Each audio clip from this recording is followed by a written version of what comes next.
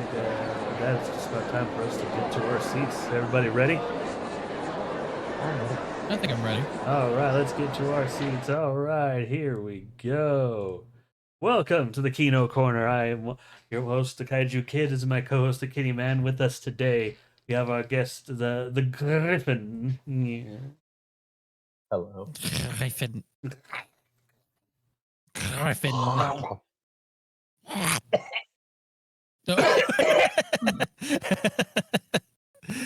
Oh shit.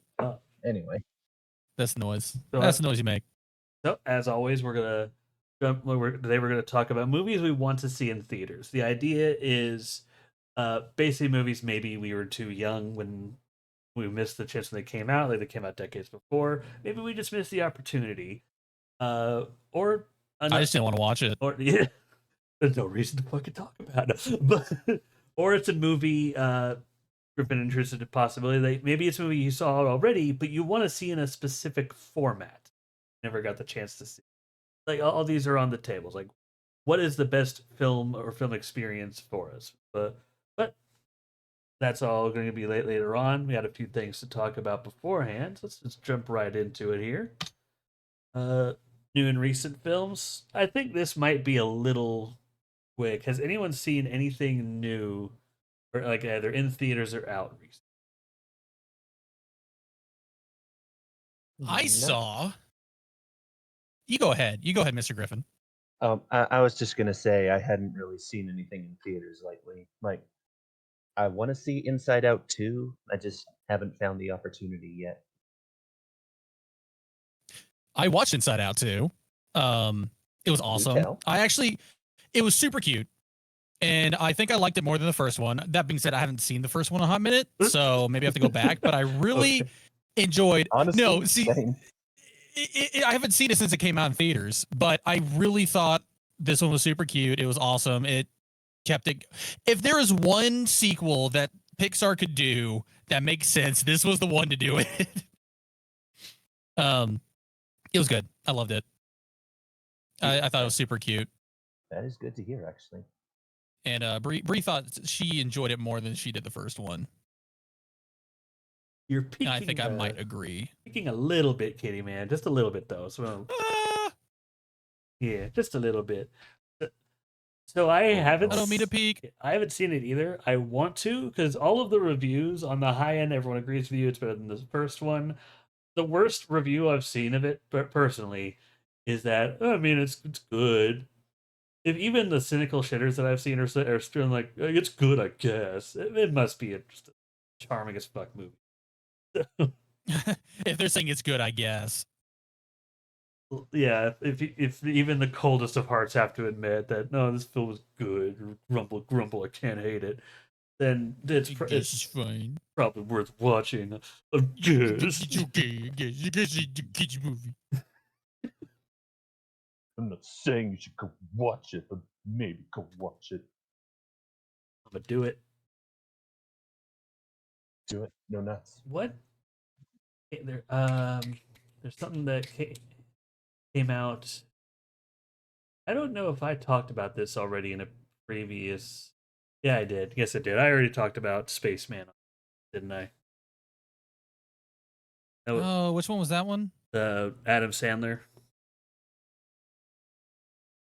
He's like a Czechoslovakian spaceman that. Oh, I think you did mention it. I think you mentioned it the last time. Okay, yeah, okay, I knew. Okay, yes, I did. I'm trying to think because I haven't seen anything new on Netflix, and I can't remember. I knew I mentioned seeing Flies in the Skies. Didn't know if I mentioned seeing that one. There is one new recent movie that I have just been ooh baby about. Ooh, Ultraman which Rising, one? Ultraman Rising, Ultraman Rising. Yeah. Movie was fucking sick. I want to see it. I need to sit down. I need to watch that, and I need to watch Godzilla -1. Oh. And yeah, that's all I gotta say on that. So it's on Netflix. You have no excuse. Well, he has an excuse for -1. To be fair, I don't actually have Netflix. Like, if you, I think Mike does. We need to go over to Mike's place and I'll watch it together. Yeah. steal his Yes. TV. I'm down. But no, but Stealing your TV with a Netflix on it. Justice TV. I was wondering if you wanted to hang out and smoke weed and fill our bellies with diet soda while we watch Godzilla -1 on Netflix. Wait, hold on a second. What's the game he mentions in that? Burnout Revenge on the PS2. Yes, what if I managed to die in soda and play Burnout Revenge for the PlayStation 2? Oh my god. Oh, smiley That face. show's ruined how I talk. Just randomly, hello, daddy, hello, daddy, hello. Hello, daddy, hello. No, Ultraman Rising, obviously a fresh take from it. It does what a lot of the good adaptations are doing recently. You don't need to know about like Ultraman lore. It just helps. Because this is from starting essentially from a story perspective, it's starting from zero, I guess, from a franchise. It's accessible for me? It's accessible for everybody. Yay! Yeah. For fans of Ultraman, non-fans, and fans of baseball, apparently. So, and I know, yes. And for fans of baseball. Yes, and I know Griffin will know what I'm talking about with this. But there is an effect, because I know Griffin's seen the show, or the movie. But Yes, I have. there is an effect they use. Initially, this effect was used in the title screen of Ultraman, like the original show. Oh, I know what you're talking about. Yeah, and it's that weird tie-dye spiral gloopy effect. They use it in such a different way here that's never, at least not that I understand or remember or am aware of, has never been used to portray the specific feeling ever before. The way they do it in this movie, it is so effective. Yeah, it is. There's a scene where like you see that effect, and I think I shouted, "Oh, someone fucked up!" Oh, Like it is, like, yeah. Do you know the in Godzilla versus Kong, the end when like Kong like chops off the arm of Mechagodzilla? Spoilers, I know, but fucking long. And it just cuts to the people in the console just screaming, "Yeah!" Like there's a scene in the end where like as soon as like one attack happens, I'm basically just jumping up, going, "Yeah, yeah!" Gonna hazard a guess here. Is it where they kind of sort of do that scene from Dragon Ball Z? Hell yeah! Knew it. I love that. the scene? You'll know when you see it. If you know, you know. It's worth a watch. Understood. It's worth a watch. Like I just have one question. How are they transforming? Don't worry about it. Anyway. But like Optimus Prime looking at Megatron. But like, look, okay, I'm not as big of an Ultraman connoisseur as Kaiju is, but I know enough about Ultraman to know they have like the beta capsule, I think it's called. Well, the first Ultraman has the beta capsule. Every Ultraman since uses something different. But it's always a device of some kind. It's implied that it's the watch. And that's like the soft explanation. I mean, yeah, that's just kind of my guess too. It's just the movie itself doesn't make that as clear. Yeah. I'm not saying that's a bad thing. I'm just saying that was running through my mind when watching this movie. Other than that, though, this movie's a blast. I was just thinking about how adorable the baby kaiju is. Well, that too. And all the references to not just Ultraman, but Godzilla, to Super Sentai, to Kamen Rider, just Toku in general. I'm just like, I'm in fucking Candyland right now. But and like a lot of Tokusatsu, they are not above reusing certain sound effects from past works. oh yeah. Hell yeah, dude. And you should. If you want to be a If you want to be a Tokidoki, you A Tokidoki. if you want to be genuine, you have to reuse sound effects. Otherwise, I'm gonna deem your movie as shit. Dude, I've always tried to think of a name for just Tokusatsu fans because it's such a weird. The one that I kind of use for in my head canon is Toku Nuts because we're nuts for Toku. Toku nuts. It's so stupid, but I can't get it out of my head. Just as a catch-all for fans of Tokusatsu. The Tokidokis, though, that's a contender. Is that a contender? You're like, wait a minute. I can't wait to really play. got up there. I'm gonna make a new game. It's called Tokidoki Literature Club, where you flirt with different versions of Ultraman. However you want to spell that is up to you. But that was the most. I know Inside Out got a lot of people going to the theater. On streaming, the only big there was several shows like there was the Baki and Baki the Grappler. Oh, Baki and Across Kengan Ashura. I was trying to think of the name of it, which I have not watched any of Baki. That is a series that is probably good. After watching the crossover, it seems to be like the same kind of feel as Kengan Ashura. But like the body proportions in Baki look gross to me. There's understandable. You know what I mean though, right? I know what you mean. Yeah, no. Like every time I see that image of the fuck, I keep sending it to DJ, but you know the one I'm talking about, the dog that looks like a fucking Baki character. Yes. Characters in Baki have such a unique look to them that looks both intimidating and gross. But yeah. Which I don't know if that was the intention or if that's just how the guy just draws people, but it's effective. It works. Either way, I think it's effective. It fucking works. I watched that, but there's nothing major that came out. But I think that's all the new and recent stuff. Those two things. Y'all think of anything else, or? Well, if we're talking about streaming, I'm sorry. What did you say? I have one thing that I've been watching on streaming, but were you going to say something? Yeah, we finished The Bear season 3. Have y'all watched that yet? Bear.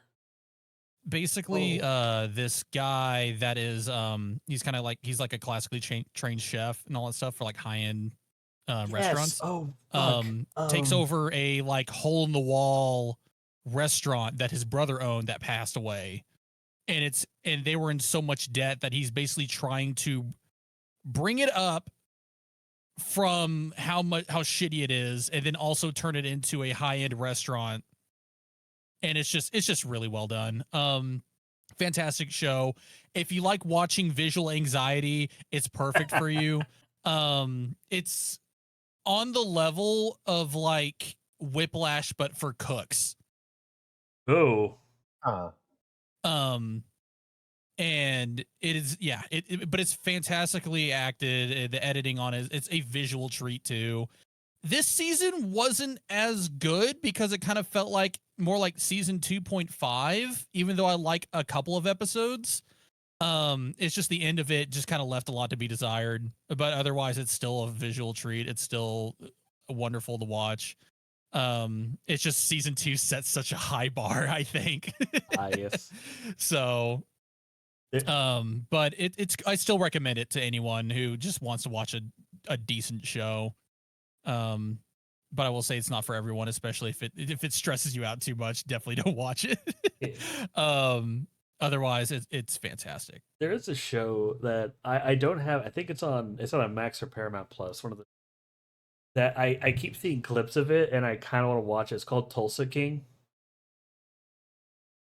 I heard of that one. Which one's that one about? Where where Stallone is basically a drug lord. He gets basically ditched. Stallone. Yeah, Rambo. Oh shit, yeah. And he gets dumped in Tulsa, and everyone's like, "Oh no, we're giving you a whole city." And like the first scene I saw was basically that exchange with his Don, and basically, they're new leadership in this cartel, and they're dumping him despite his decades of loyalty in Tulsa. And he's decided, all right, fuck this, I'm Okay. making my own empire. And he's basically learning the new ways, incorporating the old. And some of the just exchanges with him and this guy he has as his driver are pretty funny. I don't know. I want to watch it. I haven't seen Breaking Bad yet, so that's probably going to be the biggest point of comparison some people will make. But yeah. Hey, yo, Adrian, we need to cook.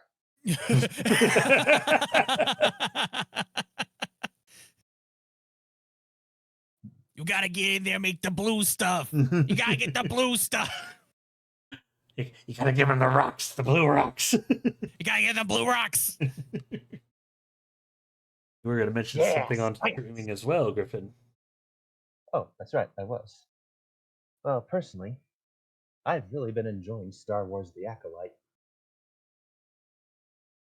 I've been wanting to watch more of that. I think I got 3 episodes in. Okay, you know, I haven't watched any of it, but I have seen it make the rounds. That one clip from season 5 that I legitimately can't tell if people are outraged or about this, or if this is curbing outrage, or what the reaction of the internet is to this scene.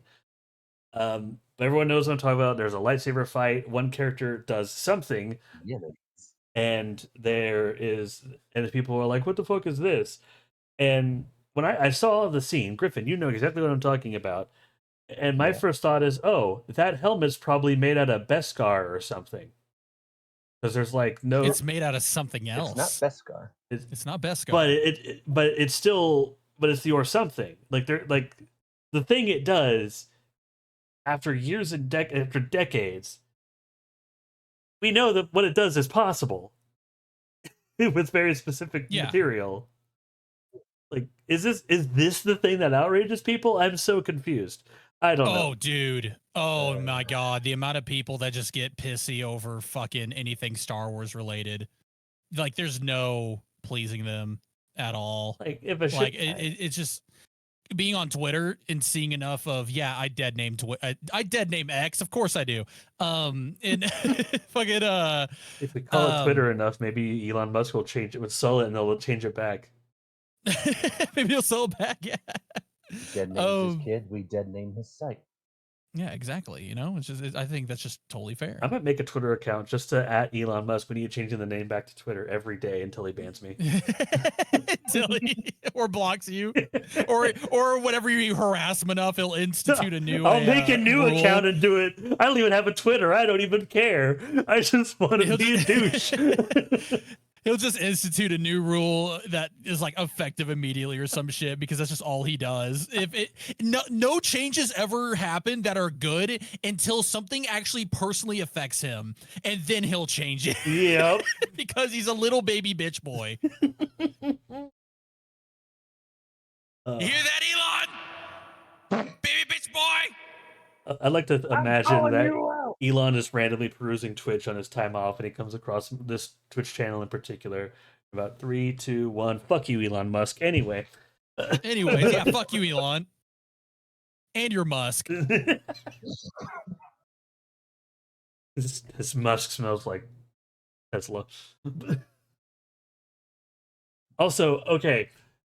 Did Elon Musk do the Cybertruck? This is not movie related, but I want to. Yes. I want to say I've never seen a Cybertruck out in the wild. I just know the vague shape. I saw one over here in Louisville the other day, and you saw one out in the wild. I saw one. I saw how I thought they were small. They are as big, if not bigger, than Ford trucks. They're humongous. I just saw this humongous Lego brick with this miserable looking chode in the driver's seat, and I just uncontrollably just started laughing, and I feel miserable looking chode. That makes that even sounds funnier. About right. And I was just sitting, I just couldn't help but just laugh in my car, and I'm just in the parking lot of Walmart, so I'm just like parking there, and I feel bad because I'm pretty sure the guy saw me, but like I had to sit in my car laughing for a bit. It's like, oh man, we can't take that vehicle seriously. No, I don't know how people do. I don't know how people take it seriously at all. It's so like, so I got to see it. Me and Bree actually got to see it for the first time. Only because at my job, I'm right next to a Tesla. Oh shit! Locate thing. So we were walking by, and I'm like, oh, Bree, it's in there. And then she's like, can we go see it? Like, of course. And we were like, what the fuck? This thing's massive for no reason. That's all it has going for it, is that it's just a massive like reflector. And it's just like it. And I had a guy come in that worked there, and I asked him how business is going. He's like, it's actually been really slow because usually we have people come in just to look at the Cybertruck, and we had to send the Cybertruck in for repairs because of all the recalls. Holy shit! So he's like, so no one's coming through there anymore because there's like, oh, there's no Cybertruck. Well, there's nothing like stupid to look at and make fun of.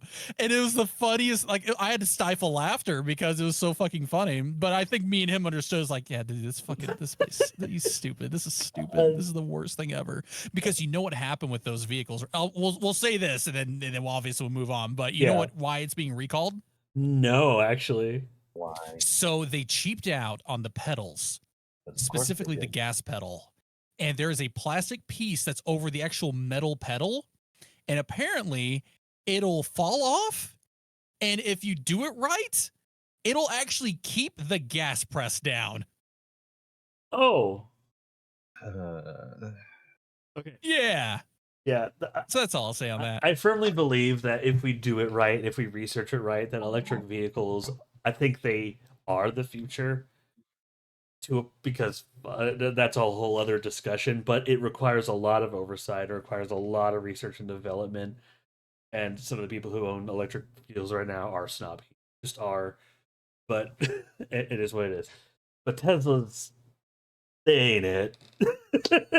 I think the normal Teslas, or rather the Cybertruck. I think the Cybertruck in particular though was a massive ball drop. Yeah. Because I've seen how impressive like the actual Teslas are. Yeah, I think they're kind of nice cars. Well, but I wouldn't go on my way to buy one. With that diversion into madness out of the way, there's been some movie news as of recent. Has there now? Nothing major, but some that could use this reaction. One, I said I'm going to take the reins of a little bit here.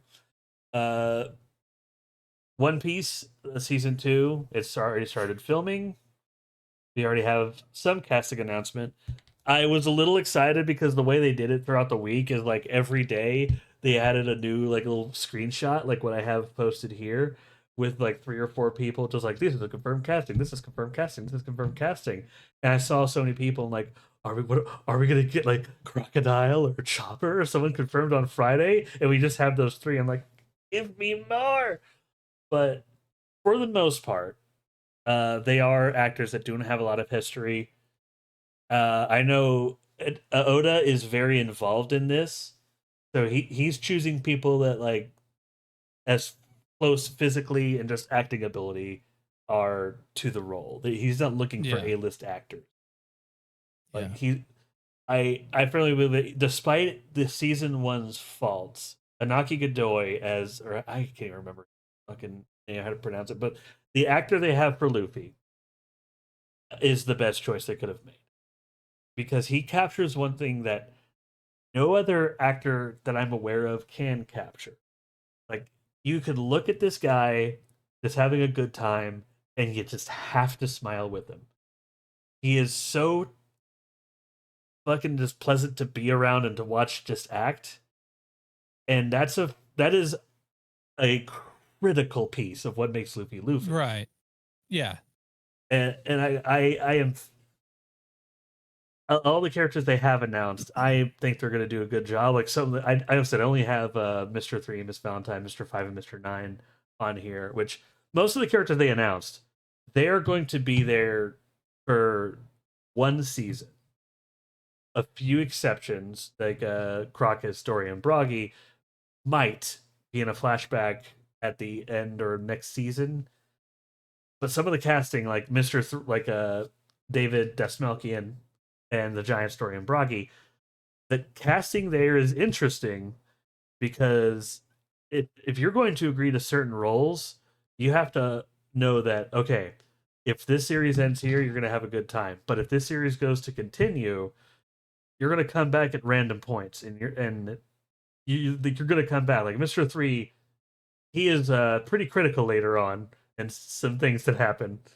And he goes away for a while, and then he's back. It's so weird with him. And then like the Giants are, oh, they're here in the beginning of the series. All right, here we are, 800 chapters later. Oh, here's the Giants again, and now they are pivotal. What the fuck? Like yeah. Like you're agreeing. Basically, they're playing the long game because it all comes back eventually. Exactly, and all of this is, of course, yet the possibility that none of this might this show might not get past season 2. Me and DJ have a generally like almost the same idea. DJ believes that Alabasta is just like a hard cutoff point. Like you could do Alabasta, but after that, no, you can't really do it. Things get a little weird, wacky, and too weird and wacky for a live action net. I'm kind of there. I think Alabasta's a soft point. Like if they end it this season, it's fine. The hard cutoff line would actually be the next season for me, because there is one more arc that deals with just like more grounded things, more serious subject matter, and the enemies actually look are human enough. You don't have to make a 30-foot tall ogre or whatever the fuck Big Mom is for the villain. You could casting is easy enough. So like the soft cutoff is Alabaster, hard cutoff is Enies Lobby. But we both agree that at some point, One Piece is a property that's so inherently weird, and the character design is so out there that it might be just hard to continue. So I think they should just lean into it. They could. For one of the characters, like I said, I did post it here. They have a character named Wapple. He's just a one-off villain. He comes back in small ways later on, but not in a major way. His ability is called the Munch Munch Fruit. Basically, he eats whatever he eats. Like, you know the adage that you are what you eat? It's literal for him. Truly for him, yeah. Yeah, like he can eat an armory, and all of a sudden he can incorporate everything he ate, all the guns and weapons, he can incorporate into his body and become a human armory. And that's awesome. It is. He has a cool power. Because of what he is, like his specific character design is basically his lower jaw looks like it's just made out of metal, and like the ability to chew anything, and he opens his mouth wide. And the actor they got for him, he didn't have much of a film history, but I realized like, oh, he basically plays the Jack Black's role in the School of Rock live theater shows.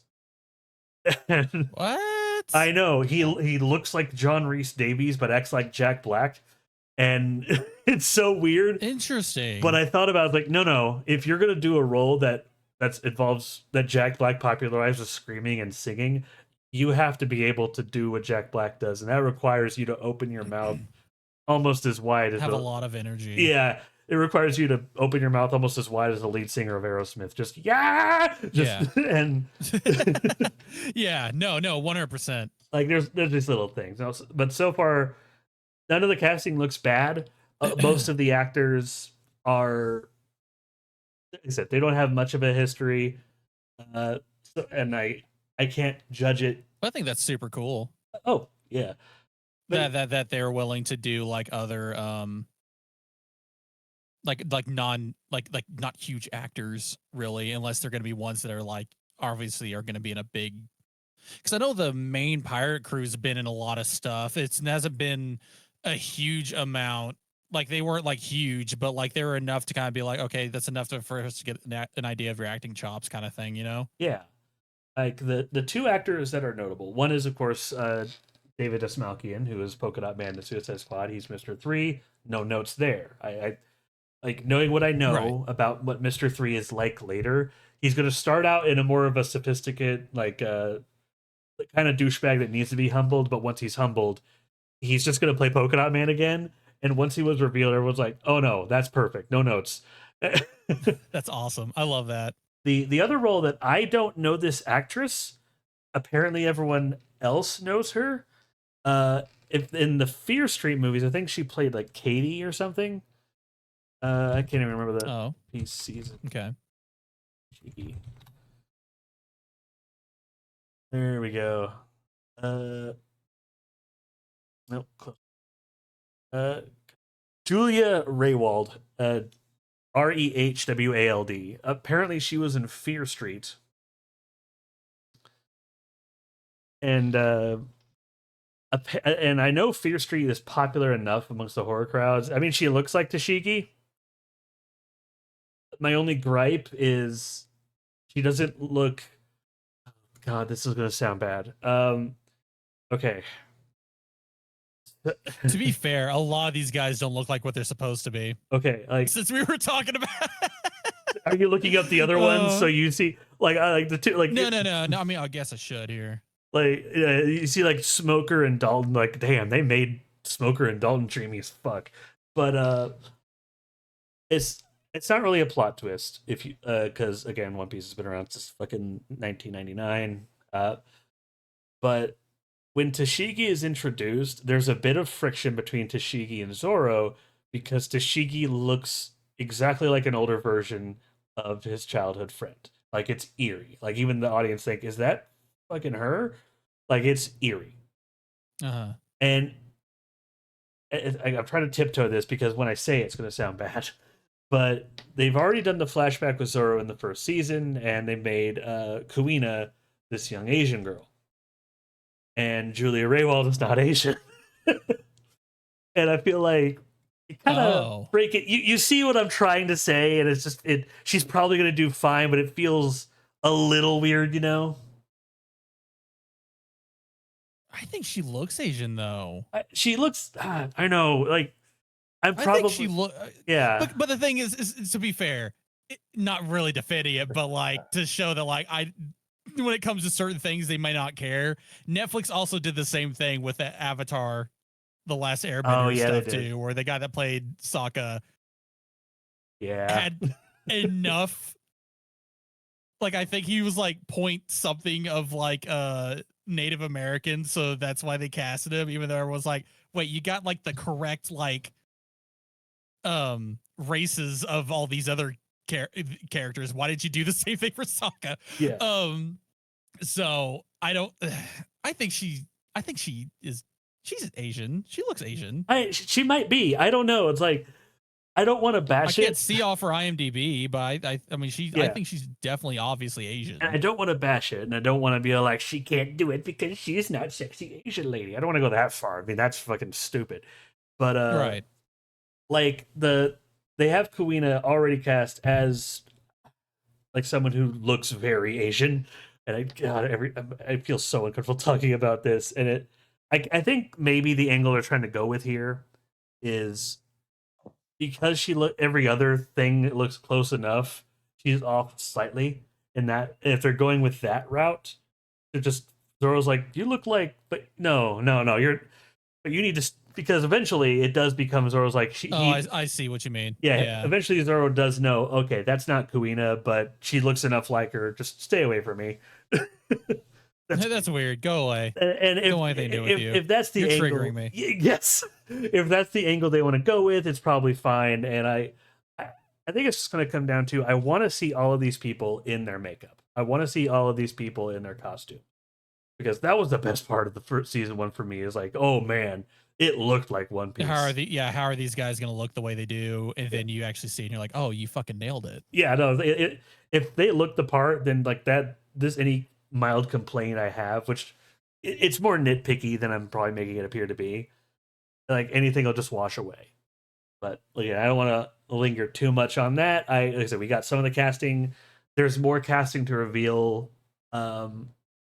I might bring it up again if they reveal some big casting choices. I'm still waiting for them to confirm that. Jamie Lee Curtis would be Dr. Kureha? Because hell yeah. No, do you understand? Jamie Lee Curtis.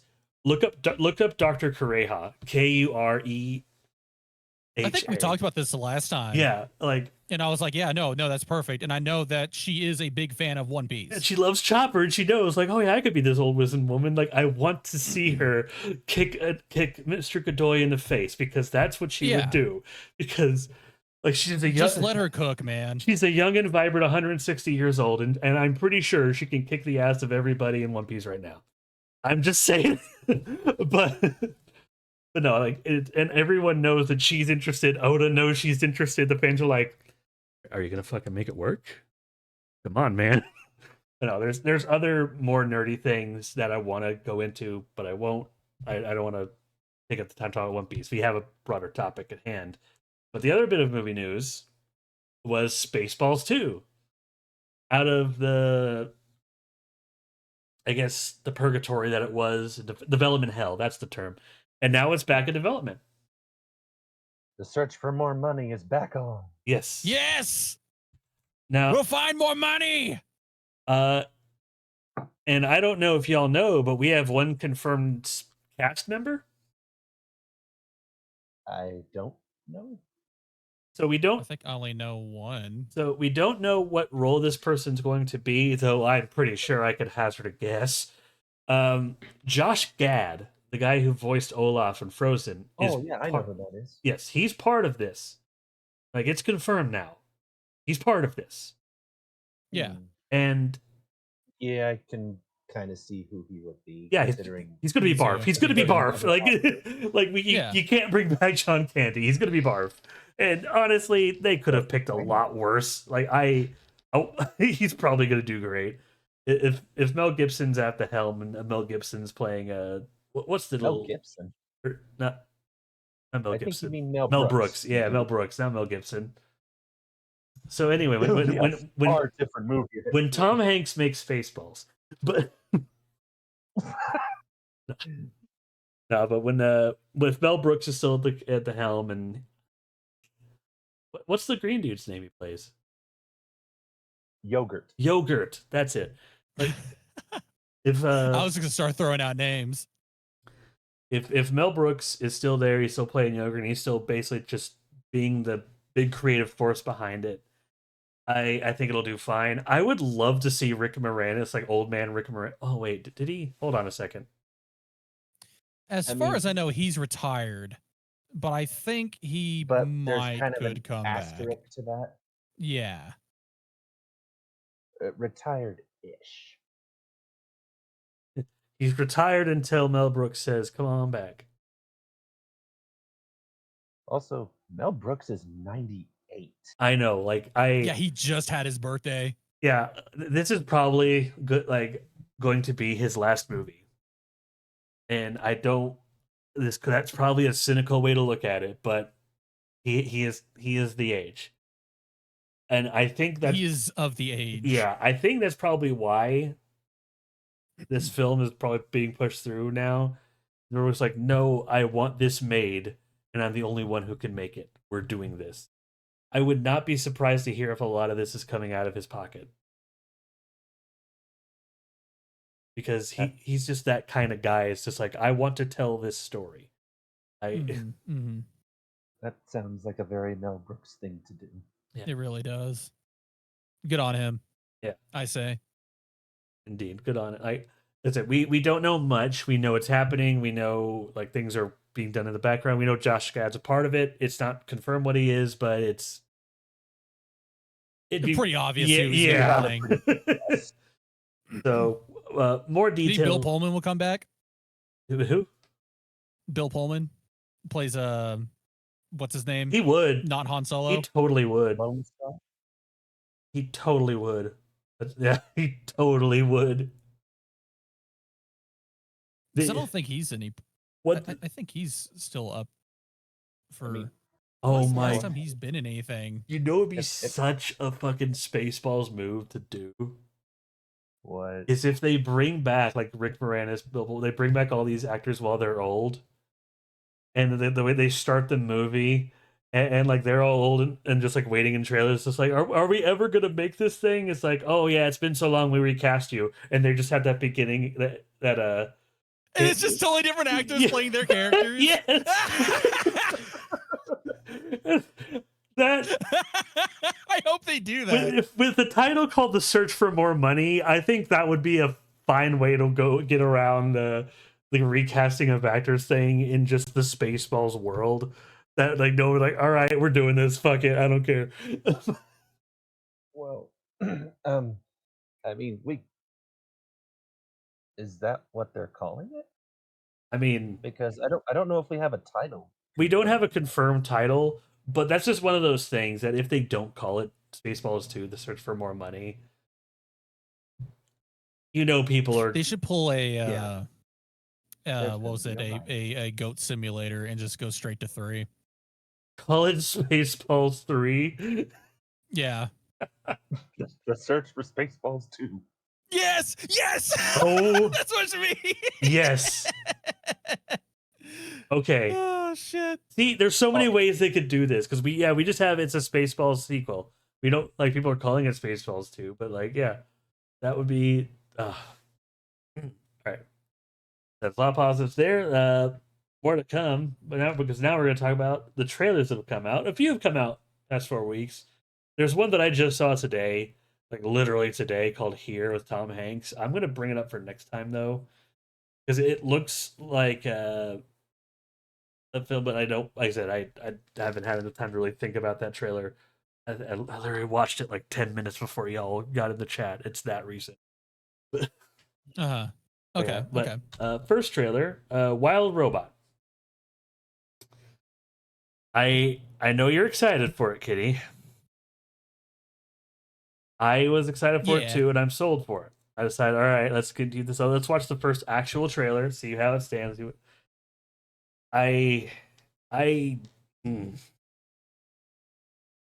oh no, is this trailer making you rethink it? It is. So first, is it not what we're? Oh, okay. First small red flag, and it's a small red flag that this one thing I'm willing to forgive, and I'm willing to whatever. The robot talks. The robot talks in a Siri voice, and you know what? That's personal taste, but I can forgive that because if it's just like the robot talking to this world, whatever. The animals talk. And I figured that was going to be the case because that cast is way too stacked for them not to talk. Which is why I was very surprised in those teasers that they didn't. Yeah. As much, but I guess they're very talkative. And thinking back to that, I tried to forgive it again. It's like, okay, we're talking animals again. Let's actually watch what's happening in the trailer. It's like, so far it looked good. A robot. What we got in the teaser seems to be what the story is. Robot malfunction ended up there. It ended up by just living around the world for just years and years. But actually, it is like literal years because it is the foster parent of this goose. And it learns from other animals. It learns to live there. It actually develops its own personality and emotions, like an evolving AI that evolves at a reasonable pace. Like not like, oh, I'm here Monday and now by next Tuesday I am taking over the fucking world. No, just like, hey, it's here, and after years of experiences, it actually has a personality. It'll raise its voice. It'll show sadness. And one thing I will not take away from this movie, they do a good job at making the robot expressive with as little as possible. Like they do the weird shutter thing with the eyes, like they do with like the Spider-Man mask. Yeah. And that and head tilts get through so much. But where it loses me, it's not that the animals talk, it's not that the robots talk, it's how much they talk.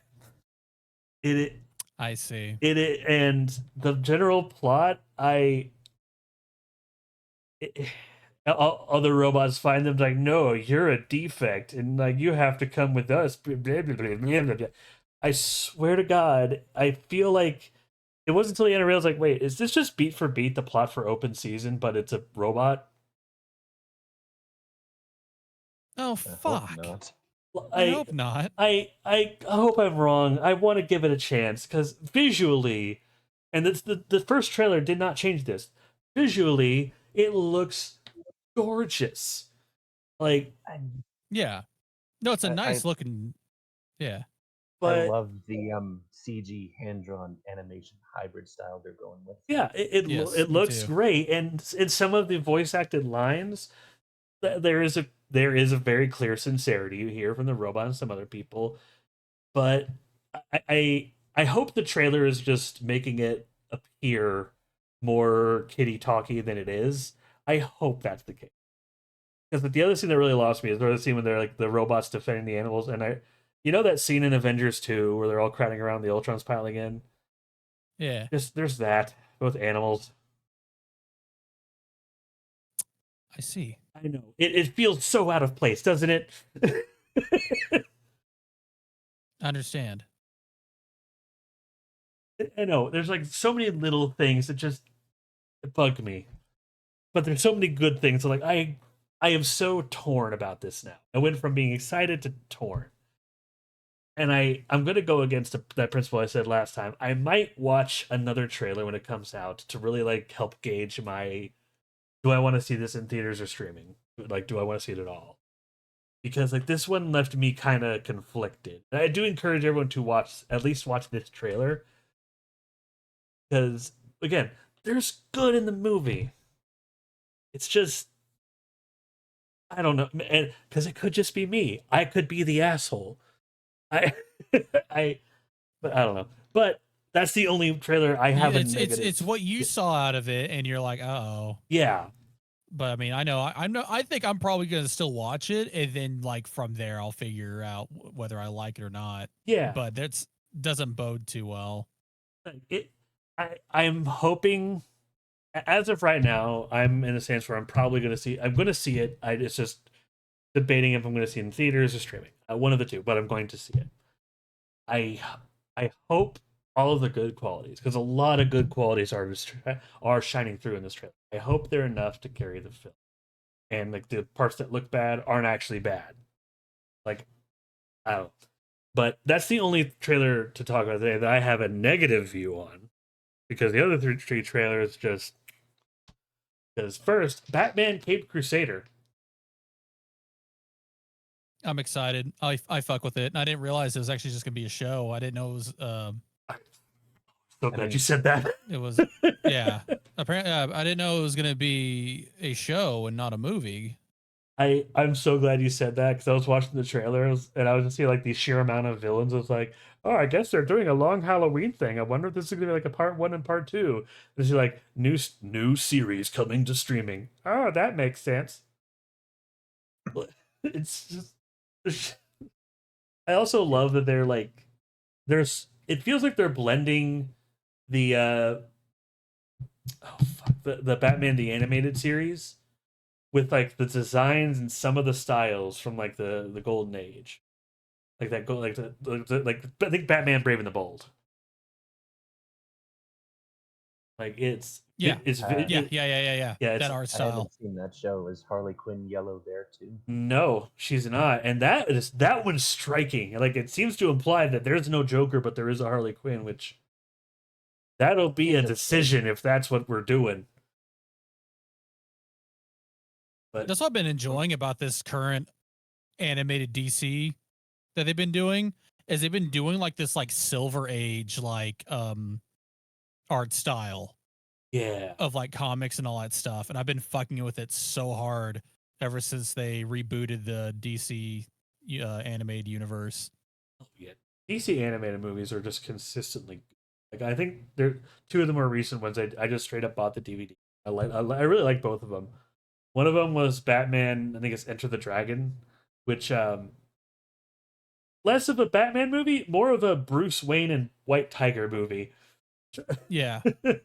And that I actually haven't watched that one. well, it's the one thing I keep hearing about that movie is it's rad as hell, but why is Batman here?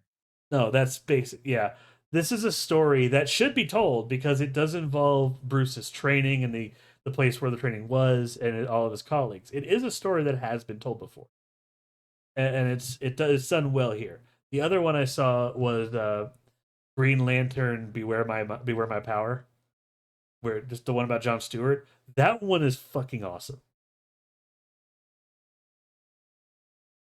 What was this Batman one called again? Uh, Enter the Dragon, I think. Uh, Something of the dragon. Yeah. Oh, Soul of the Dragon. Soul of the okay. Dragon. That's it. Like it's good. It's very different than other Batman things.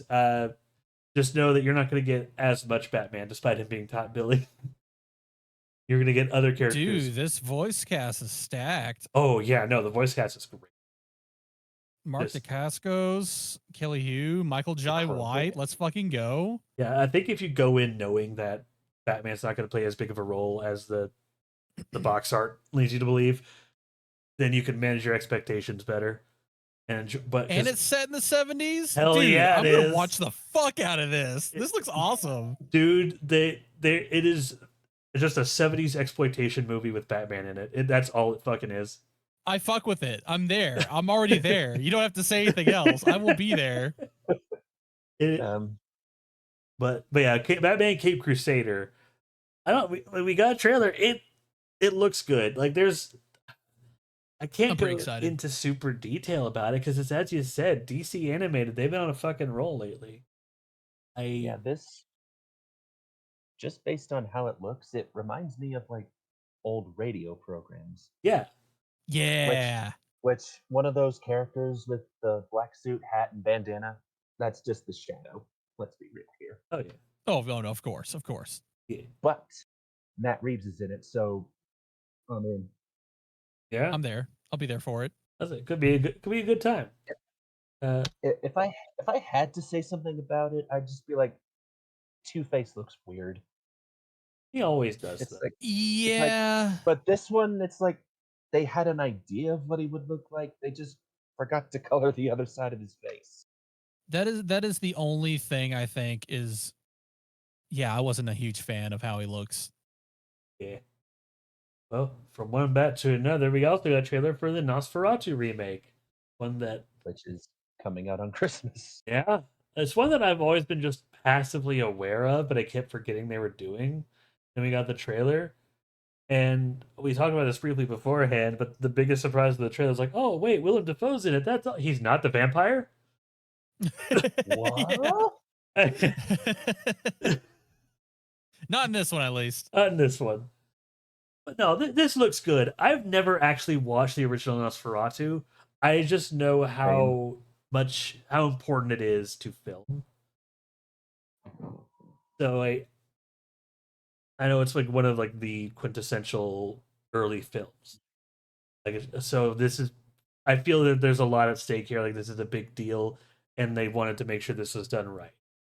Based off of the trailer, the vibes I'm getting and what kind of draw me to it, think like all of the good parts from that Wolfman remake with Benicio del Toro. Like everything good about that. Like all that just intense dialogue, all of those great shots. I'm getting a lot of that with this trailer. And if it follows it looks appropriately gothic and scary. Everything you'd want in a vampire movie. Maybe they'll do the Dark Universe again and actually start it correctly. What attempt are we on now? Who knows? 4? They've already failed like a big thing when they didn't connect Dracula Untold to it, and their first 2 fucking movies in their Dark Universe were going to be The Mummy and Bride of Frankenstein, which is so weird to me. Like, it's not even that they're going right to Bride of Frankenstein. Yeah, like Frankenstein. Like, there's so many angles to broach that story. Like, it just feels weird to just kind of gloss over it and go straight to Bride for the sake of inclusivity or whatever fucking reason you want to do. I mean, you could make it work, but wait. I don't know. It would just require a lot of thought and. Oh, you just discovered something. Execution. I think I did, but this is also the Dark Universe Wikipedia, so I don't know how true this is. Apparently, like Renfield and Abigail and Lisa Frankenstein were supposed to be part of it. What? Renfield? Yeah, in the last voyage of the Demeter? What? Barely know her? Wait. They could have had Nicolas Cage as Dracula? Hold on. This can't be true. No. Those films are wildly different in tone. I don't believe that for a I don't believe that at all. Who the fuck is saying this shit? I want you to add to the wiki right now that Scooby-Doo on Zombie Island was meant to be part of the Dark Universe. Do it. Apparently it was. Fuck yeah! Apparently it's supposed to be part of it. Of all those movies were apparently supposed to be part of the Dark Universe. Figure it out. Figure out which ones we're doing. What the hell? Just remake the classic Universal monsters. That's all you gotta do. It's not that difficult. We're getting a Van Helsing movie? I mean, see, with James Wan producing? I'm down for that. I'm down for a Van Helsing movie. I like the other one was more of a guilty pleasure for me because I love the werewolf transformation in that one. Me too. Me too. I think it was a fun time. It's like such a unique werewolf transformation, just literally ripping the skin off. Like that's why don't more movies do that idea? But no, like Van Helsing, you could do just kind of whatever. It says something though that we Hotel Transylvania and that series is more faithful to the Universal monsters than the fucking Dark Universe. Honestly. But negatives you want aside, to hear any argument from me? Negatives aside, Nosferatu looks good. I have high hopes for it, and I want if like I actually don't want them to make a universe. Let's just back up a bit, make some good monster movies, and then if they're good, then connect them. Because Universal, make a good movie first. For real. Like the big thing that made like the first Iron Man good had nothing to do with the connected universe. We don't like Iron Man because we knew that like Guardians of the Galaxy was coming later, or Captain America was coming later. We just saw an Iron Man movie that was had a great fucking lead, decent writing, great action. We got a good fucking action movie, and there was that one teaser scene, but that's all it meant to be, was like a teaser. Even they have admitted multiple times they didn't even know they were going to go anywhere. They just threw it in there because, hey, if we make more, there's only one way to go but up. So. Right, and also keep in mind, Iron Man wasn't that big of a character before his movie came out. So with that and the Hulk movie that came out after it, they were taking a huge risk. Yeah. One that paid off spectacularly. I want like these movies. I like the Universal monsters. I want them to do well. I want modern adaptations that aren't like I want a modern adaptation of the Wolfman. I want a modern adaptation of Frankenstein. I want a modern adaptation of Creature from the Black Lagoon, not Shape of Water and with all them horny fish. Yeah. But you know what I mean. Like, I think if they reboot this Dark Universe, there needs to be like a really graphic sex scene in every single one of them for all the monsters. That's just me. I think if you want to sell it, I think that just needs to happen. Good. Does Frankenstein have a detachable penis? Yeah. Fuck yeah. And then zaps the shit out of her after he's done. When he finishes. That's the kinky shit. Yeah. I think that is something that needs to happen. It's very important, in my humble opinion. But to shift gears from one thing to another, you mentioned this was coming out on Christmas. Speaking of Christmas, let's look at J.K. Simmons and how fucking jacked and sexy he looks. Now, it's crazy, man. Like he's just always been jacked. Do either of y'all remember the behind the scenes photos for him preparing for his role in Justice League? J.K. Simmons? Yes. Yeah. That was when I found out how I was like, what the fuck? He just stays in shape like that? He's only playing like a normal dude. Yeah. That good. Fine, I'll get pictures of Spider-Man myself. And that makes it funnier, that deleted scene in Spider-Man when he's wearing the spider outfit. And how he actually looked really good in it, only because he's actually he's like, I don't need fake muscles. That's just actually how I look. God. Honestly, that entire scene, peak cinema. Peak cinema. Shouldn't have deleted it. No, but anyway, Red One. This looks fun. This movie looks dumb as hell and absolutely bonkers. So when are we buying tickets? As soon as they're available. When they go on sale, yeah. I love how serious everyone at the North Pole takes it.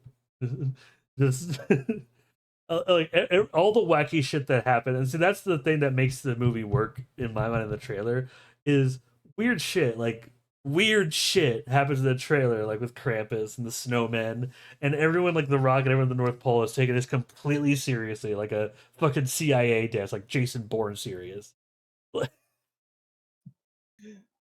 I love the idea of these non-traditional, more action-focused Christmas movies, Hell Me yeah! too. like with Violent Night. Oh, That was fun. Violent Night was a fun movie. uh, Actually, that'd be a badass double feature. Red One and Violent Night. Hell Can we yeah. remake Violent Night but with J.K. Simmons? Look at him; he can do the role. You could do it. I didn't know I Okay, no, needed J.K. Simmons as Santa Claus, but I mean, I can see this Santa Claus with a fucking shotgun and a candy cane knife, can't you? absolutely. You could do it. You could just Bring me pictures of yeah. Krampus or get off my lawn.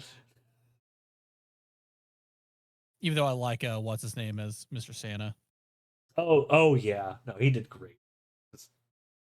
J.K. Simmons in this one, I found that like movies like this and Bullet Train, like all these just like comedy action movies, like Kingsman, it's like a very specific kind of genre that I can enjoy the movie no matter what. At least once. At least once. Like no, not even at least once. I can just enjoy them. They're just good fucking movies. Yeah. I'll be there for it. I'm excited. But it's not much to say other than just The Rock and Captain America fighting snowmen. That's all you need to know. All you need to know. Thank you for your time. Thank you for coming to our TED Talk. But with that, I guess we run to the main topic of the night, what we want to see in theater. As mentioned at the beginning of the podcast, the idea here is movies either we missed them in theaters, maybe that we were not born early enough, or maybe we just missed our opportunity when they were in theaters, or movies we want to go see in like a different format. What specific movies we want to see? I have three in my head. How many do y'all have? I think I got a Like couple. 6 for me. Damn. Well, give us I- one of yours then. Well, Yeah, we'll take it away. I mean, I can talk. Well, if it helps, I can talk about 3 of them in just one sitting, All right. and that's the original Star Wars trilogy. Oh, That's understandable. I mean, I've Because they only seen. like to re-release Empire Strikes Back. They don't like to re-release the other ones. Empire got like 2 re-releases over the last couple of years I know of. I don't know about the other ones. Well, that was one of the last ones they did was for an anniversary. Same with Return of the Jedi last year. Oh, did they do Return? Okay. they also did Phantom Menace. They did do Hell that. yeah! But And aren't they just going through just doing all of them, or is that just only for Phantom because that had an anniversary? well, no, because Return of the Jedi was the anniversary. So I would assume they might do them for the others. I hope so. That'd be kind of poggers. But like even Unironically. if it's not like a huge Fathom event, it's just like say some random theater in Grapevine was like, "Hey, we're going to be showing the original Star Wars trilogy in this little theater. Want to come?" Hooray. Yes. I've seen Yeah, every we'll be Star there. Wars movie in theaters except for those 3. Yeah. Right. My life is not complete without it. Like honestly, one of mine was actually a Star Wars movie as well. It was actually Phantom Menace because I missed the opportunity to see it, and I Oh, only want to see that one in theaters. And I swayed a lot of my coworkers with this. I swayed a lot of my coworkers. With this. It's like, oh, I mean, I guess I could see the Phantom Menace again. It was all right. It's like, okay, consider the following: pod racing scenes in D box. Yeah. hell yeah. That specifically, I that's why I'm sad. I'm sad I missed it because that is I know D box is a gimmick. It's not for every movie, but Star Wars is great for D box and like going through the pod racing scenes in Episode 1 while sitting in D box would have been a fucking treat.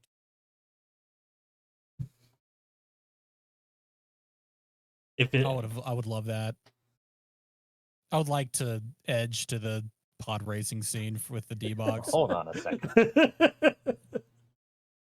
There's a reason I got banned from the Cinemark near. No, no. Oh God. What's one of your movies, Kitty Man? We'll talk about Star Wars. I mean, those are pretty clear cut. Like we know, everyone knows why we'd want to see those in theaters again. But give us some. Oh, of course. Yeah. So only because I'm still salty to this day about it because because my theater didn't get it back when I still worked at AMC. 2 years ago, the Thing 40th anniversary happened, and none of the theaters near me got it. What? I was so pissed about it. I didn't even know that was a thing. Yeah, because they weren't anywhere near us. they were all like in like these other it was like maybe like an hour away or some shit, and I was so frustrated. I was like, I would have just fucking gone into the theater and just played it myself after I was done with my shift. I would have just done that. Dude, that makes me sad because that's actually one of my movies too. Because I didn't even know that was a thing in any theater, any re-release, and I was thinking like I would love to see The Thing, like John Carpenter's The Thing, in a crowd with people who've never seen it before, just to let everyone experience that. Just like I do with Jaws. Yes. Oh no. Okay. Yeah. I have experienced Jaws, and that's another good one. That's another one I add to the list. But no, like the Thing, like I want to stay on that for a bit because that's one of ours. That's one of mine too, Kitty. It's for me, it's the movie is one of the best fucking movies of all time. Like it's one of my favorites, and it's because we're in that era of like fucking Among Us and all this shit. I want to see it with people who, like, I know it sounds memey as fuck, but I want to see the Among Us kids who've never seen it before watch this movie. On the upside, they could be really into it, but on the downside, if I hear a single kid just yell "sus," I'm punching him in the jaw. I'll hold him. If I hear one more skibbity toilet.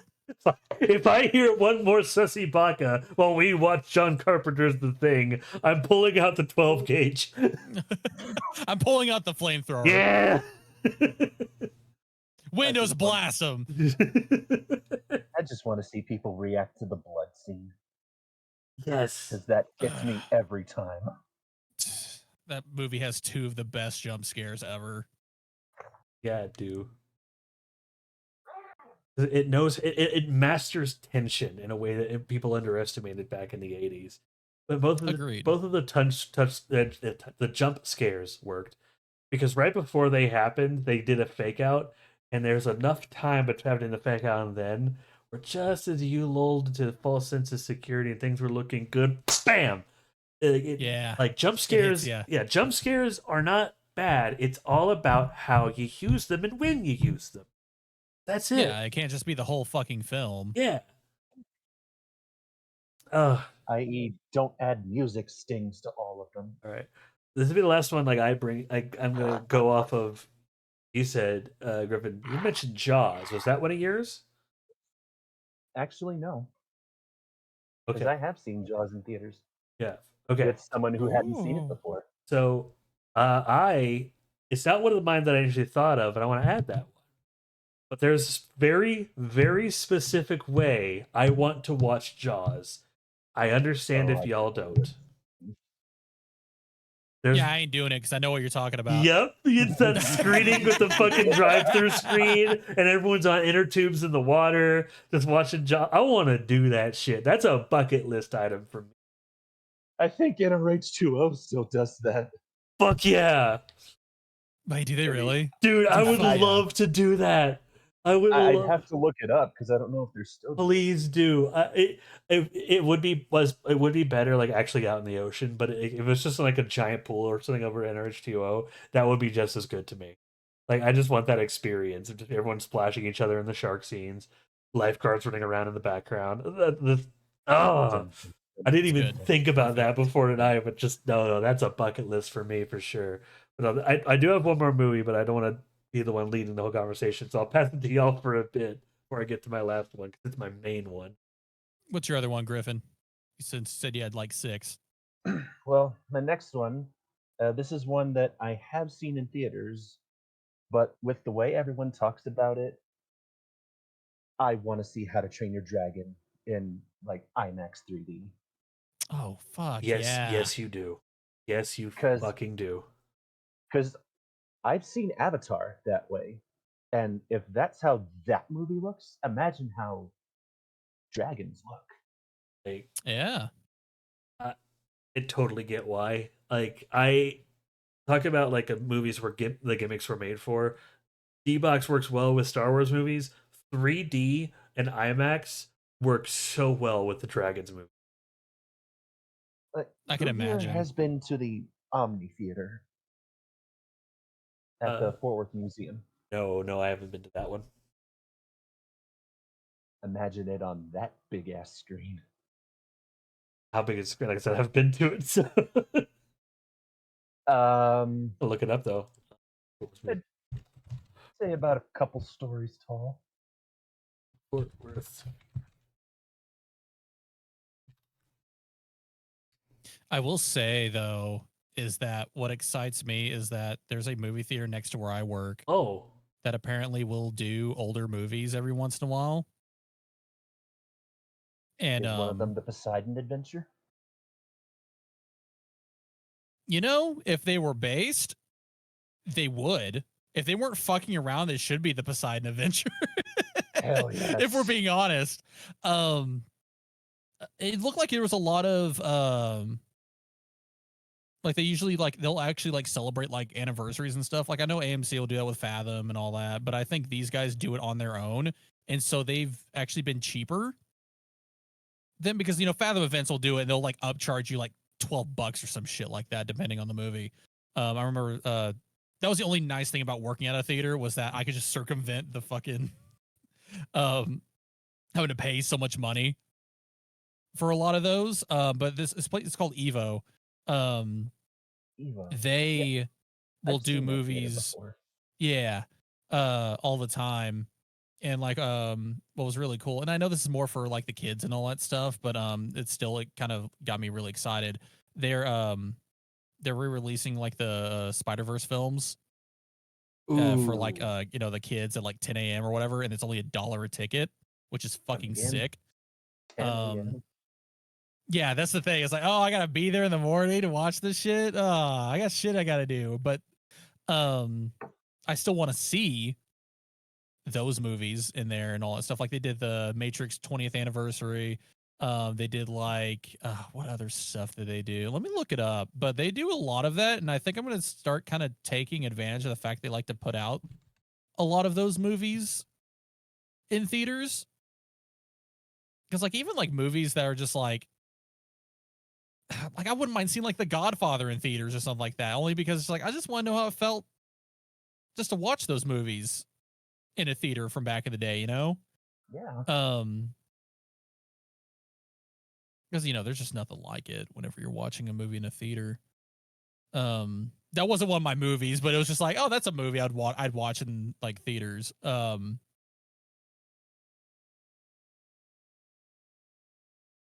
I missed out on Shrek. I missed out on watching Shrek 2. Really? In the theater. That would be a good one to watch in theater. Oh, there's a lot. Like, truth be told, like, this is a hard topic to do because there's like a long list of things. Because inevitably, especially as we get older, we're just gonna miss things. I'm gonna keep my movie club, like just because I at least get the free tickets and have the opportunity to see movies when I can. Yeah. Yeah, I could talk about movies I want to see in theaters for hours because I just love going to the movies. Yeah, going to the movies, watching in a theater, it just fucks. It fucks. Truth be told, like I think there is this talk about how theaters are dying, theaters are going the way of the dodo. I don't think that's true. I use other comparisons for other things. Like people's like, oh, DVDs and Blu-rays are dying, and I'm just like, nope. If VHSs are still around, then you're fucking wrong. But Yeah, tell that to the nearly packed theater when I went to go see The Crow. yeah, like theaters are still doing their thing, and it was like, oh, wait, which Crow, the new one or the re-release? The original with Brandon Lee. Okay, I was going to say, it's like, wait, it was packed for that one. That was not coming until October, right? A new one? I think so. Actually, I think it's August. August? Shit. Dude, August and September are going to be fucking stacked. But not just for movies. Yeah, August 23rd. Yeah. But no, like everyone says like the theaters are going to go away the dodo. I'm just like, no. As long as drive-through theaters and all these novelty screenings are still a thing, they're not going away. There's going to be fewer of them, and we enjoy movies a different way.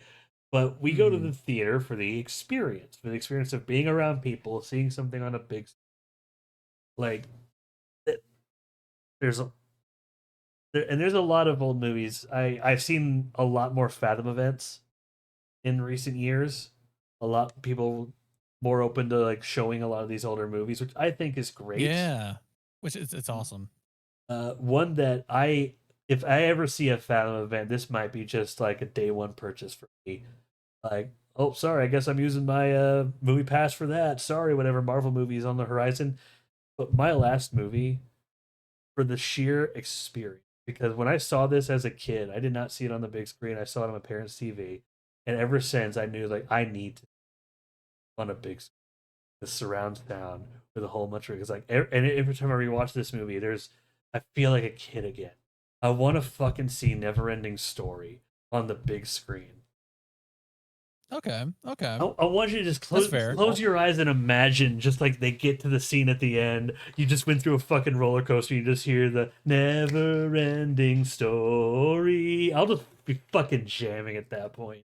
Just, oh, I need to see this movie in theaters. Did I ever tell you about the time I randomly heard that song in a Walmart? Fuck yeah. In a Walmart, that's fucking awesome. Yeah, I was just randomly shopping and I heard what they were playing on the radio and I was just like, that can't be what they're actually. No, yeah, it is. That is literally the Never That's Ending it. Story song. Wait, I think movie theaters should actually do that because they have a lot of theaters that are just they don't get any business at all, like different shows. If they wanted to drum up more business, like if I were to do if I were to run a theater, you could do your normal thing where you have like a few theaters showing like whatever popular movies at the time, if you set aside for the new releases or like whatever came out last week. Always put aside like if you have like a big one, like say I was running the Cinemark over at Alliance. Always put aside two of the screens for not Fathom events, but for just older movies that you could easily have access to, or just maybe something off of Tubi or some shit,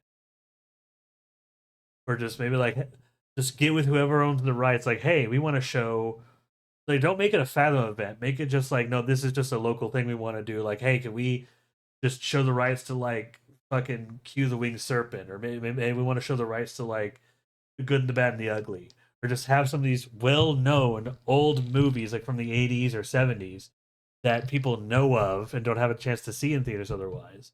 I know that like I say they're doing a lot of older movies, but I see a lot of like Ten Commandments, like Caligula, and all these things that are from the 50s and 60s, and that's great. Don't get me wrong, but like the era that everyone goes to for movies whenever they talk about like the big game-changing eras are the 70s and 80s. So why not show movies from those decades, you know? Yeah.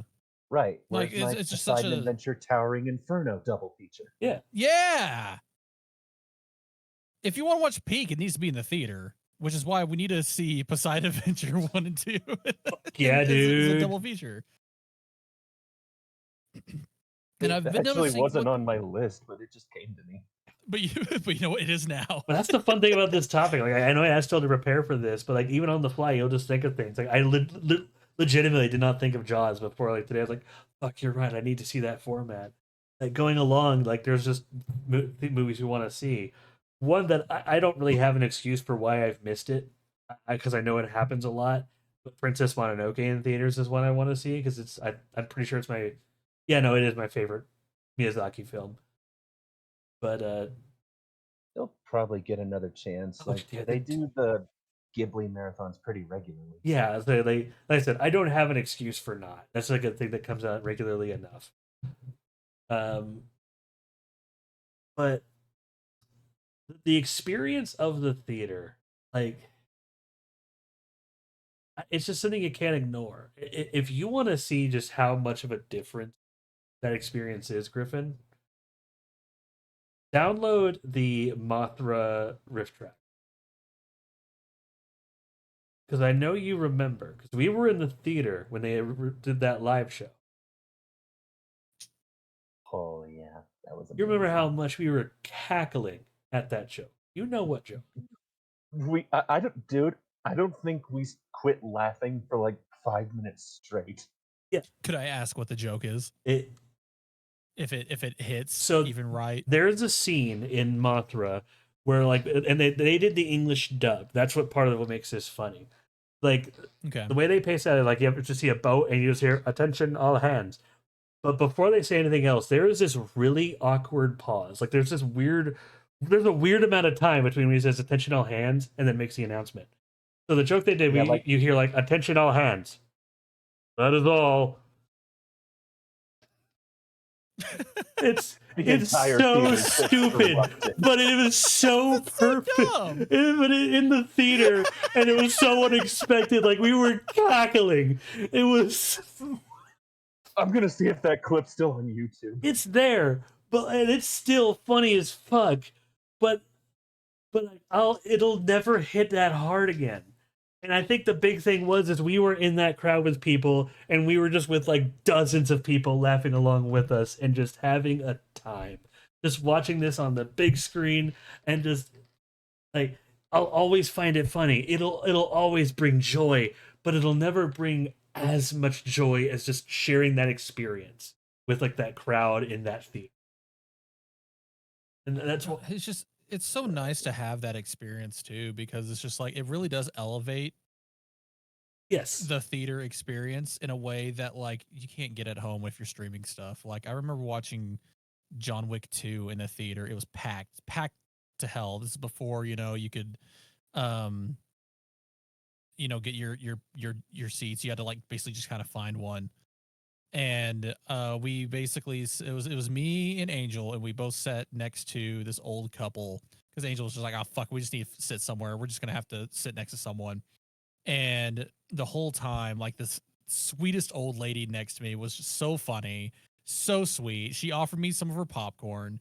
It was great. And then just like there was just like she would just react to every scene. Oh. And because we go from like the ones where it's like the whole crowd is like freaking out to like just kind of like that to where it's just kind of like more of a one-on-one kind of thing. Just hearing her, it was the scene whenever Ruby Rose's character like starts like patting down John Wick and all that stuff, and she grabs his crotch and all that. I just hear her, go next to me. She goes, "You better stay away from my husband."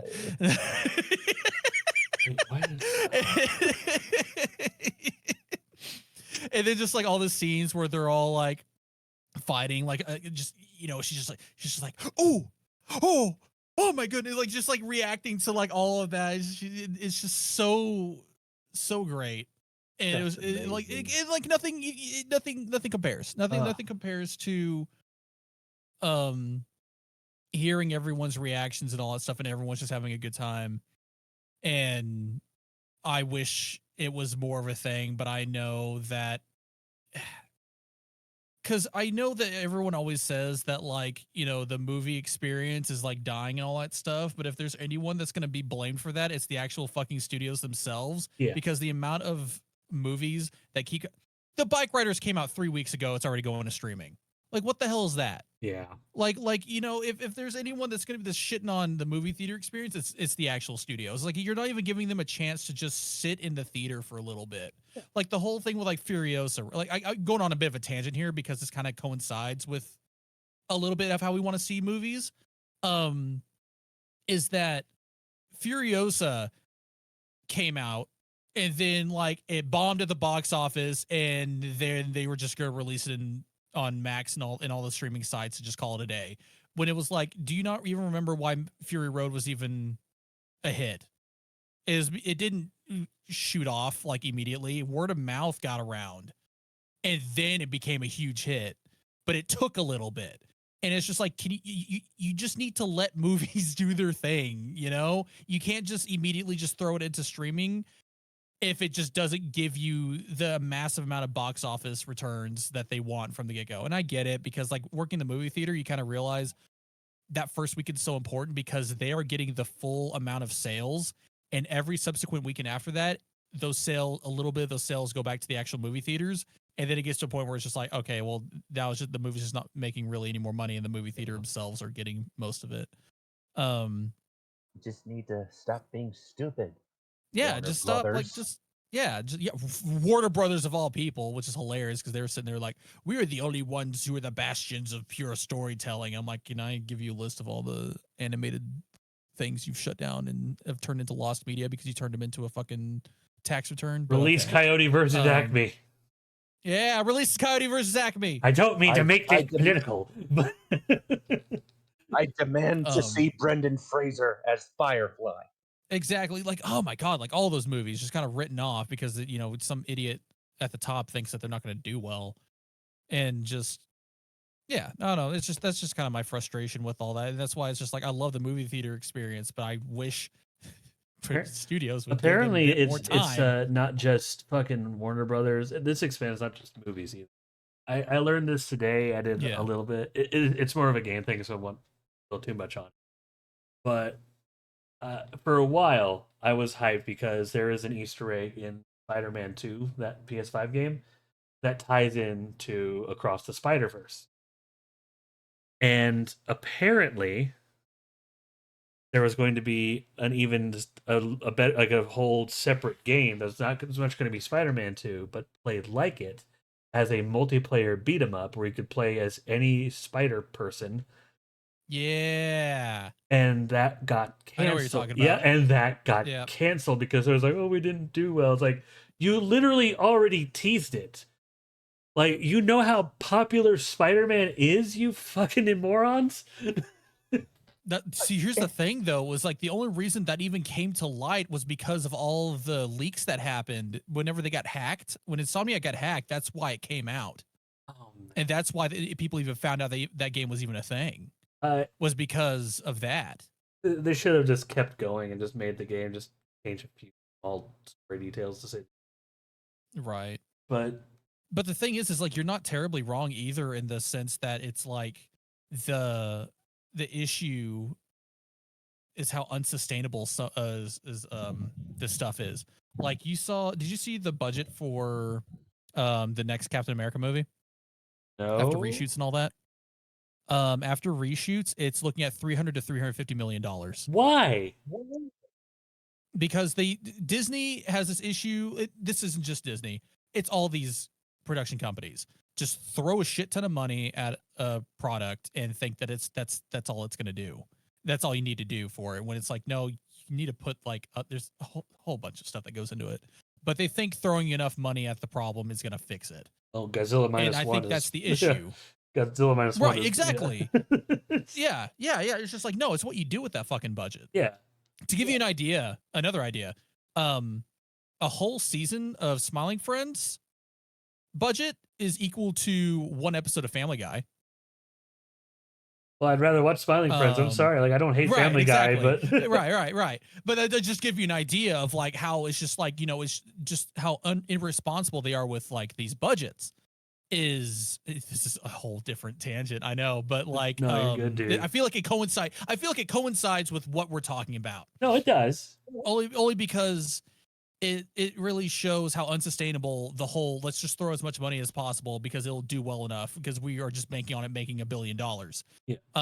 Spider-Man 2, the game, since we were just talking about that, apparently had a stupid budget, and that's where when that came through with the leaks. Let me look it up real quick because it's stupid. Spider-Man 2 game budget. I could tell you right now, it did not make its money back. That's a shame because that was a great fucking game. Like it. Oh, here it is. It had a $315 million budget, and it barely broke even. What the fuck? Because they just think throwing money at it is like enough for it to be good. And that's not the case. Again, don't get me wrong. I know Spider-Man 2 was a fucking fantastic game, but it's crazy. Yeah. This unsustainable way of making art is like the new norm for these companies, for them to think that that's enough. So I have a theory about what's going to happen. And I know it's going to sound backwards with all the... We talk a lot of shit it's a little bit related to that. But stay with me for a bit. Whenever the separate topic comes up, we talk a lot of shit about stuff in Japan, like Toei, how they handle foreign media and how things go to like different countries. Like, yeah, it's either going to the Japan or the Philippines, fuck everywhere else. Apparently, even Europe doesn't get certain like Godzilla movies, which I think is That's fucked. yeah, like I think the Brits should be able to enjoy Godzilla films. But I don't know if you've noticed, but there is a small like uptick in how accessible certain things from Japan are, and I'm noticing it a lot. Like the biggest, most recent one was the World of Godzilla initiative. Like Godzilla minus one, the released in Japan in November, and then released in the States in December. That is the closest the Godzilla movie has had to global release. Because before it, the closest was Shin Godzilla, and that was like a year apart. Mm-hmm. So like so they're going to like global release for everything right now. And I've complained, I know y'all have heard it. I complained about the accessibility of just fucking Super Sentai and whatnot. It's like I would love to be able to buy all these fucking movies and shows, just a chance. But like on one hand, I see that like I like listening to like the theme songs and shit just on loop whenever I'm just working on something at work. And for some reason they keep taking down that video. But contrasted to that, they have this thing called Tokusatsu. Like Shout Factory is working with Tokusatsu, and they are just releasing seasons that we didn't think they had access to, just on loop, on just streaming for free on YouTube with ads. Let's go. Just 24 hours. They're still going. Yeah. Like let's fucking go. They did it for all of the Showa era Godzilla movies, and that made me think. Like, I think what we're slowly working towards, between just the fact that anime popularity just has not changed, and that they're just becoming more successful. I think we're gonna get another influx of just super fucking weeb, and just Japanese culture is going to do another big takeover of just American popular cinema. I think it's gonna happen. I'm ready for it. Like, and it is entirely like I know there's like a big discussion about like after superhero movies, what's the next big thing? Which I think is a fair discussion because superhero movies was like the thing of the 2000s, like horror was the thing of the 80s, action movies were like the thing of the 90s and early 2000s. Like what's next? What's the next big thing? I would say it's probably a mix of like anime and just things like it, and movies like Red One. Things are just like a mix of genres, usually action and comedy. Because at this point, Hollywood's just gonna have to throw shit at the wall. Like I know they want to throw money at the problem. Just like no, approve an idea, and if someone tells you no, I only need this, like do a weird idea, but like be stern. Like you're gonna get this much money. If you want more than that, you better give us a reason. Like I know they're not above doing that. Just yeah. Like do more experimental ideas on a tighter budget. Hollywood has to follow the example set by minus one if they want a chance for this to not happen. But no, I think with the way modern cinema is, and and this isn't to me saying like, oh, we're gonna get bad movies, and no, I think we're still gonna get these great movies. Like the new trailers are evidence of that. Get people that know what they're doing and can work with a budget. Yes, but we're like, just not everything needs to be a crazy amount of budget, and it's just like yeah, you know, some of the best movies came out with a limited budget. Mm-hmm. Like Jaws, the first blockbuster. You know, yeah. Like I think that we're just gonna get an influx of shows like that, like shows and movies that are on a limited budget, and I don't know if it's a good or bad thing, but a lot of Japanese movies and shows are on that tight budget. Granted, they make a million of them, like, but of course, but like I don't know, I'd rather pay $5 to just spend an hour watching like an hour or two watching a Godzilla movie in theaters if they just had a rotation of those like AMC or something. I know Griffin would. Yep. I mean, I've already seen like a third of the original Japanese Godzilla movies in theaters But through various re-releases and G-Fest. oh yeah, I need to make a list of like all Godzilla movies, but I felt that was obvious for those I want to see in theaters. But I mean, like, I think theaters are going to go through a massive change in the future. I don't know how near it is. I it could be as early as next year, but I think we're moving to a position where, like, they already kind of do it with all the Bollywood stuff, but I think we're moving to a position where theaters, they're gonna show not just new stuff and not just Fathom events, but they're just gonna get licensed like international films and other things, and just to show in theaters on loops for showings. And it the second like Cinemark or AMC does that, I think Japanese companies are gonna just jump at the fucking chance, and they're gonna give them money, strictly speaking, because of the success of Minus One and like all of the Fathom event, like Studio Ghibli movies. Like Studio Ghibli movies always bring in consistent money. Like if I were a business partner, like they always bring in good money. Like yeah, let's just let them do that. And if they do that, the theaters will go through a sort of revival. But that's gonna like change exactly what kind of movies we're making in Hollywood. Because now I was gonna see like, oh, they're going after like all this Japanese, all the international films, but they're not seeing my mediocre fucking Steel movie or whatever superhero movie they land on in 2 years or 3 years or so that is made for $400 million or whatever. Mhm. Like it's a good like theaters are gonna thrive in a way that, that Hollywood will take a hit. I guess is what Yes. I'm saying, and it's that's going to be the like the turn of the knife that forces Hollywood and all these studios to change. But when it happens, like it does create the chance that we are going to see more of these theaters. Like I love Fathom events, and I know we derail a little bit, but this is you're right. This is relevant. We want to see all these old movies in theaters. We want to see international movies in theaters. But more than anything, we want to see good movies.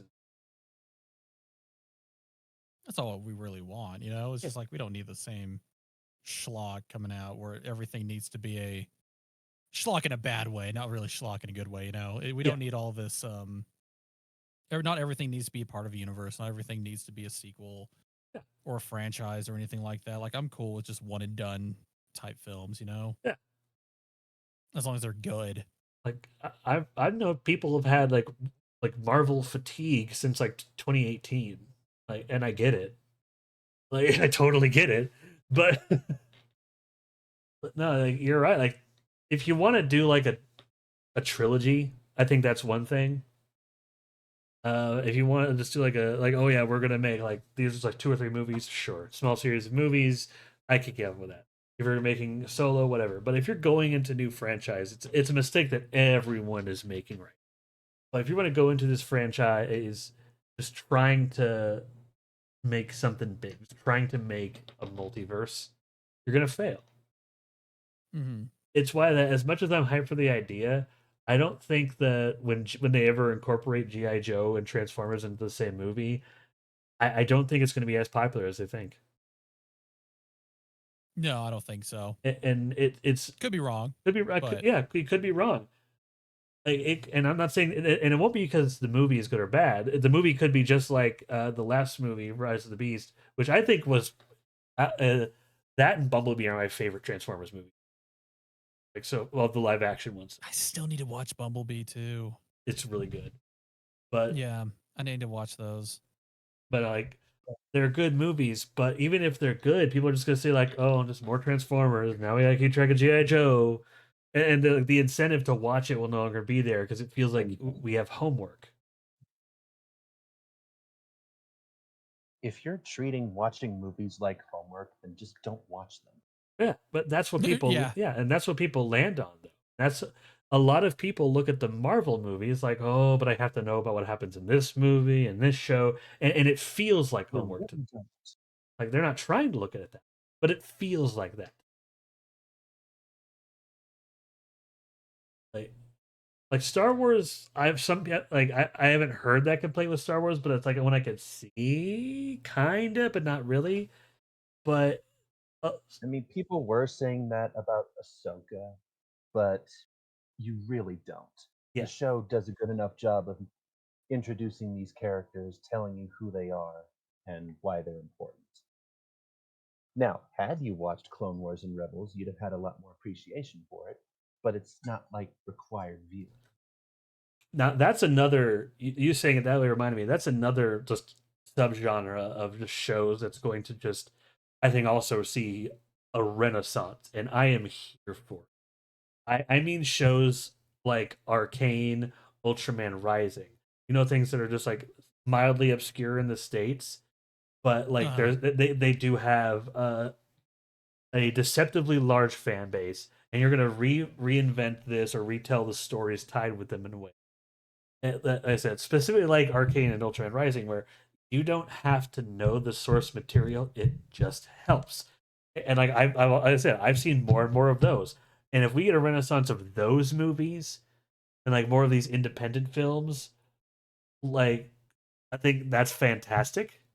Yeah. If you don't consider it as already, I know A24. Like I said, if you haven't considered A24 as blowing up, they're gonna fucking blow up. I think they're gonna be the next big horror studio. If you don't consider them that already. They've been doing well enough that they want to make like more big budget stuff. So Yeah, they're starting to have that going for them. like, I don't hate their movies. They're just not like for me. But I recognize they do enough variety, and they have just got their fucking niche down to just like we're making horror. That I No, absolutely. Yeah. Like they're definitely not all their films are for me either, but I appreciate that they're letting directors direct, Yeah. letting them do what they want. Yeah, like we had a little bit of a rise of it in the early 2000s. I think the next landscape of film is going to be very much not dominated by, and that's going to be hard for Hollywood to accept. It's just, and I don't even think it's going to be dominated by streaming. I think streaming is just going to be a thing that's there. I truly do. I know everyone's like, "Oh, but I love streaming. It's just part of my daily lives." I think we're going to view streaming like we view YouTube or our phones. It's there. It's not the future. It's just a thing. Mm-hmm. I Yeah, it's just another way to be able to enjoy films and all that stuff in the media. But like they said, And I'm like, there's just gonna be like, obviously, there's some films that are just like, I think we all agree. Like, there's like some movies where like, okay, I want to watch that in a theater, and there's some films like, I'll catch it when it's on streaming. yeah, like, and I guess to bring it back to the main topic at hand, movies I want to see in theaters. I think this just comes down. I know, like, it all relates. I think, but like to bring it back home, it does very much relate also to the quality of the movie. It we want to, the movies we talked about seeing in theaters, they all had to do with either just the film was just that good, or we wanted to get a very specific experience. Like we wanted to see the thing with people. We wanted to see like Star Wars with all like and like we wanted to see dragons for the 3D scene. Like we wanted Mm-hmm. to like replicate a very specific feeling or a very specific experience that we just can't replicate just on our couch and our TV, as much as I try. But no, we Yeah, you really can, and nothing hits it like it does. I think that's a but truth be told, there's a lot of movies. There's too many. I don't even know if this is a topic we'll ever come back to, but there's too many movies that we want to see in theaters. There's too many movies that deserve to be seen in theaters. Mm-hmm. Even if it's one Mm-hmm. that I'm not particularly fond of. Like there's so many movies that I recognize are good. They're just not my wheelhouse. I've never seen the Fast and the Furious movie, but if someone told me they wanted to see all of the Fast and the Furious movies they missed in theaters, fucking go for it, dude. Those movies look like that you'd enjoy the fuck out of them in theaters. Like, Hell yeah, dude. yeah, like it's such a unique experience that gives everyone something different, and I hope that whenever this whatever changes in the landscape of theater, whatever form that takes, I hope they recognize that there is value in not just what is coming out now, but all of just the popular movies in the last few decades in the origin of film. There are movies and shows that we want to see in theaters that we want to specifically experience. It would be an investment, but maybe Cinemark say, "Hey, this week we're going to show all the Friday the 13th movies through Fathom that's coming out of our own pocket." I guarantee you, if Cinemark or AMC started doing shit like that, bam, butts in the seats. Like more like that's why I think we've seen more of these Fathom events. Like I would not be surprised if that idea is like through like in the fucking board meetings and like of like Cinemark or Regal or some shit like. And they were using those older films during COVID to kind of keep them afloat too. Yeah. And it's just like you would think that I think that might have been the time where they kind of realized, like, oh wait, we could do something with this. Yeah.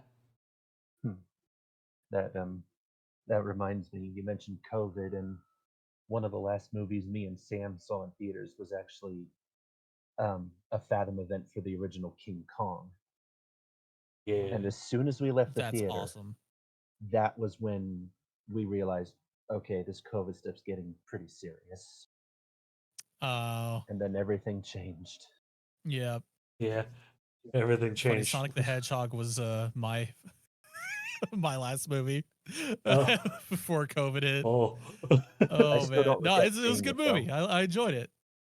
If there's gonna be one movie I watch before we go into lockdown, that was the one.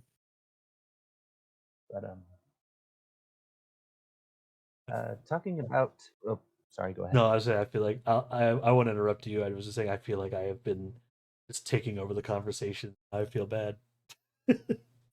No, you're good, man. No, you have things to say. Yeah. And that's okay. We'll allow it this one time. Just next time, just keep it on. No. All right.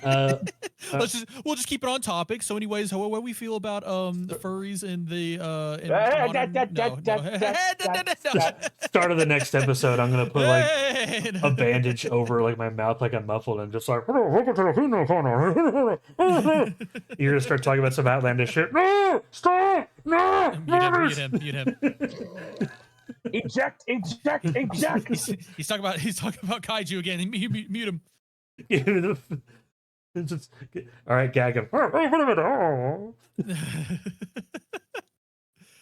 Nah, but jokes aside, no, it's just filmmaking is such.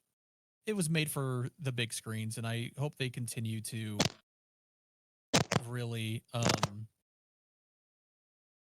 kind of like push that again, because again, like I think they realize that there is a market to be able to watch these old films and not just kind of relegate them to just anniversaries. That it's just like, hey, it's a slower week. We can definitely put out these older films, and and it's great because what they do is it's like $5 a ticket.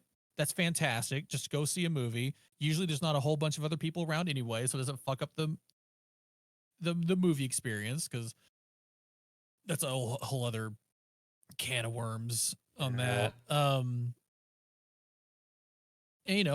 and call it a day with that. It's like it is not that expensive to have that stuff running.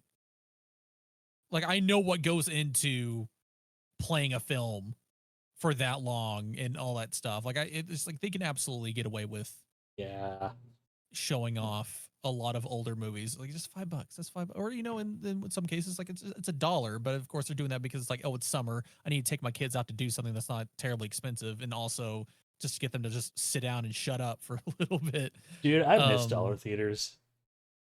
Me too, man. When AMC bought them all up. There was one that used to be over at it was by Northeast Mall. You know where the Hooters is? Yes. It was in that. I know exactly what you're talking about. Yeah, it was in that complex. I'll always remember it because that's the place where I first saw the movie Gran Torino. And nice. And the Dollar Theater specifically, because it wasn't like super Dolby projection sound, whatever fucking bullshit they wanted to throw their way, it was more of like a scratchy look to it. And for that specific movie, like think Gran Torino in more of like that slightly grainy theater look. It like I said, that was such a unique and specific experience. I don't think anyone is going through. I didn't bring it up earlier because I don't think that's an experience people would ever replicate without like fucking like Facebook filters or whatever the fuck, which is a shame. But it was like it's one of those things, just like a perfect storm of everything working together. And I saw this God, what's the actor's name? In which film again? Gran Torino.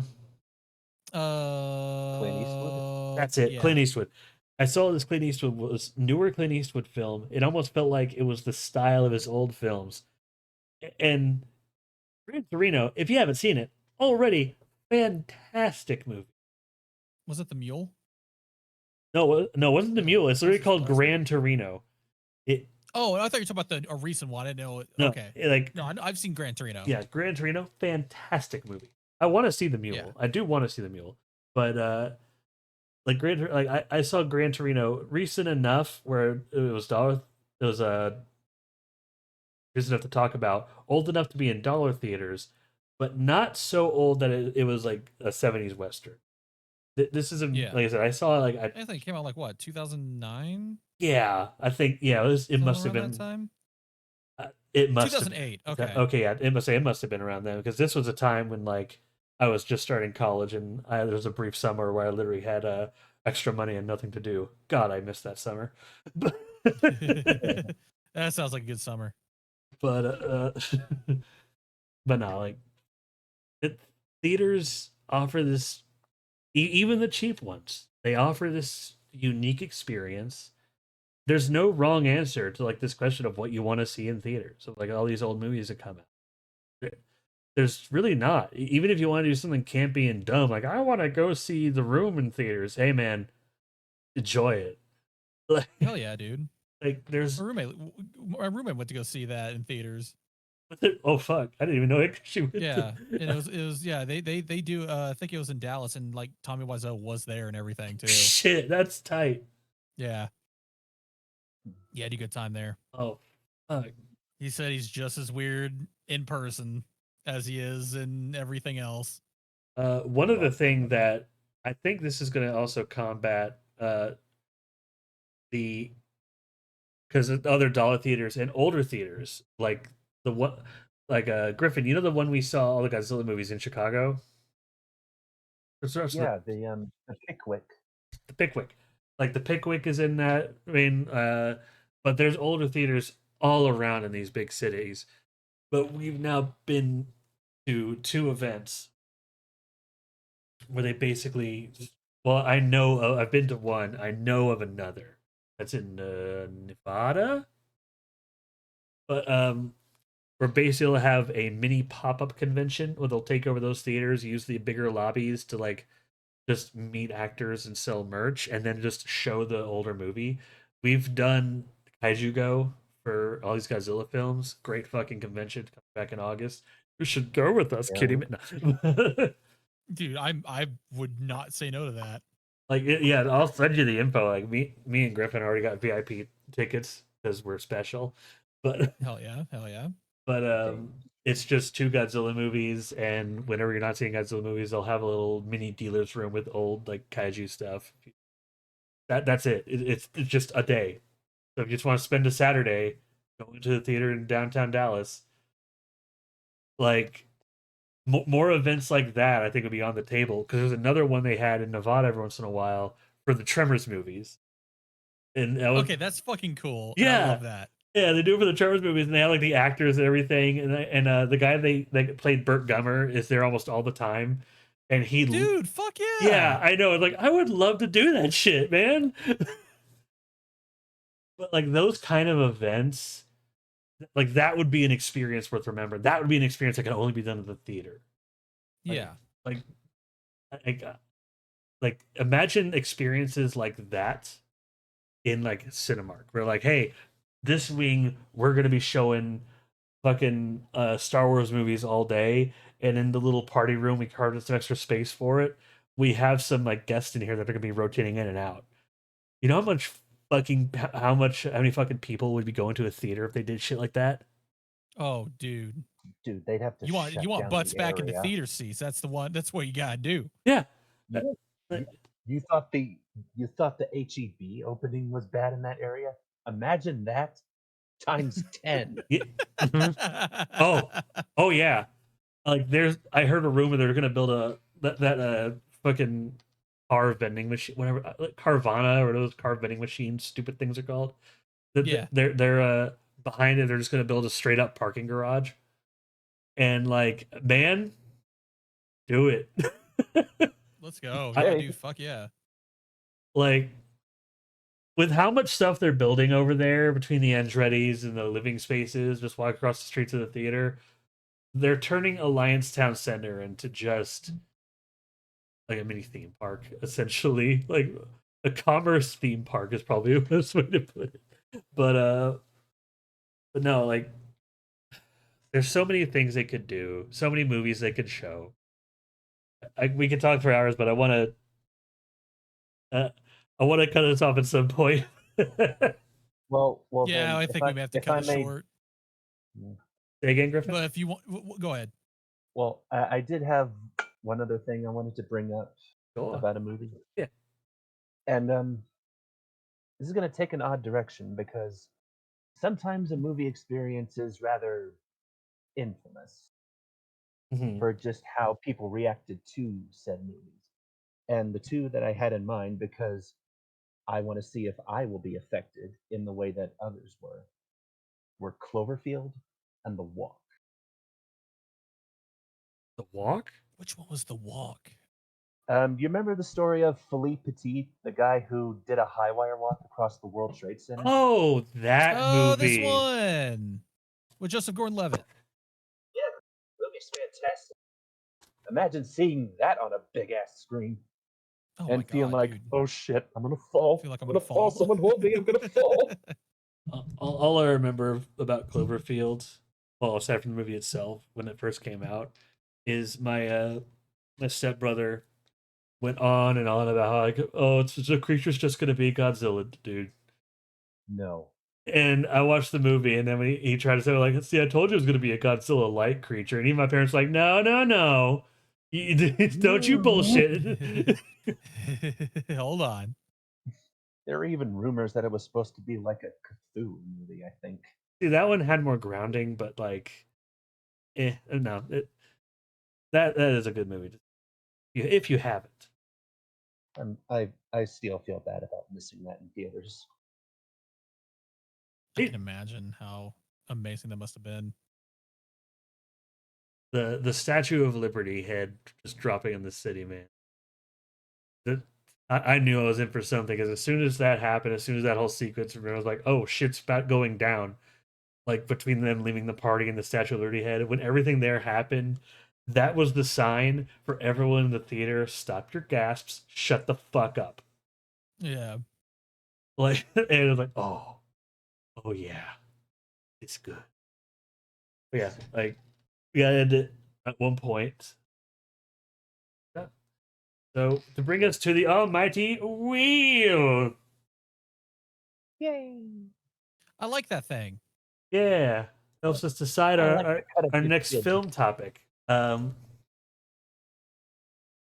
this time we're doing something a little different for the topic. A lot of the carryover topics are there. Anime films, 80s horror. Despite his rage, he's still just Nicolas Cage.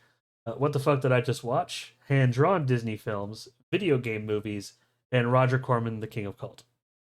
We are fast approaching, and I don't think it'll be the next episode on the 14th, but probably the one after on the opening weekend of it. So it's on the 28th. Is we'll do the tier list we talked about. Kitty Man. Ready for that shit? Yeah. So this is probably the last time you'll see the wheel for a month. But we're gonna turn what's on the docket for next time. And before I say that, there is the 8th category. It says dealer's choice. What that is, this pertains to our esteemed guest, the Mighty Griffin.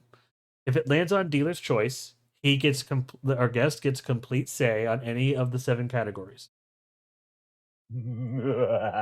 Like I'm restricting you to only the ones other than dealer's choice that are listed here. Again, but every once in a while we have a guest, I'll throw dealer's choice on the line, because the wheel is rigged for us not to get certain things. So let's see. On your word, Griffin, we'll spin the wheel. We'll see if we get dealer's choice or if we'll actually get a legitimate topic. All right. Let her rip.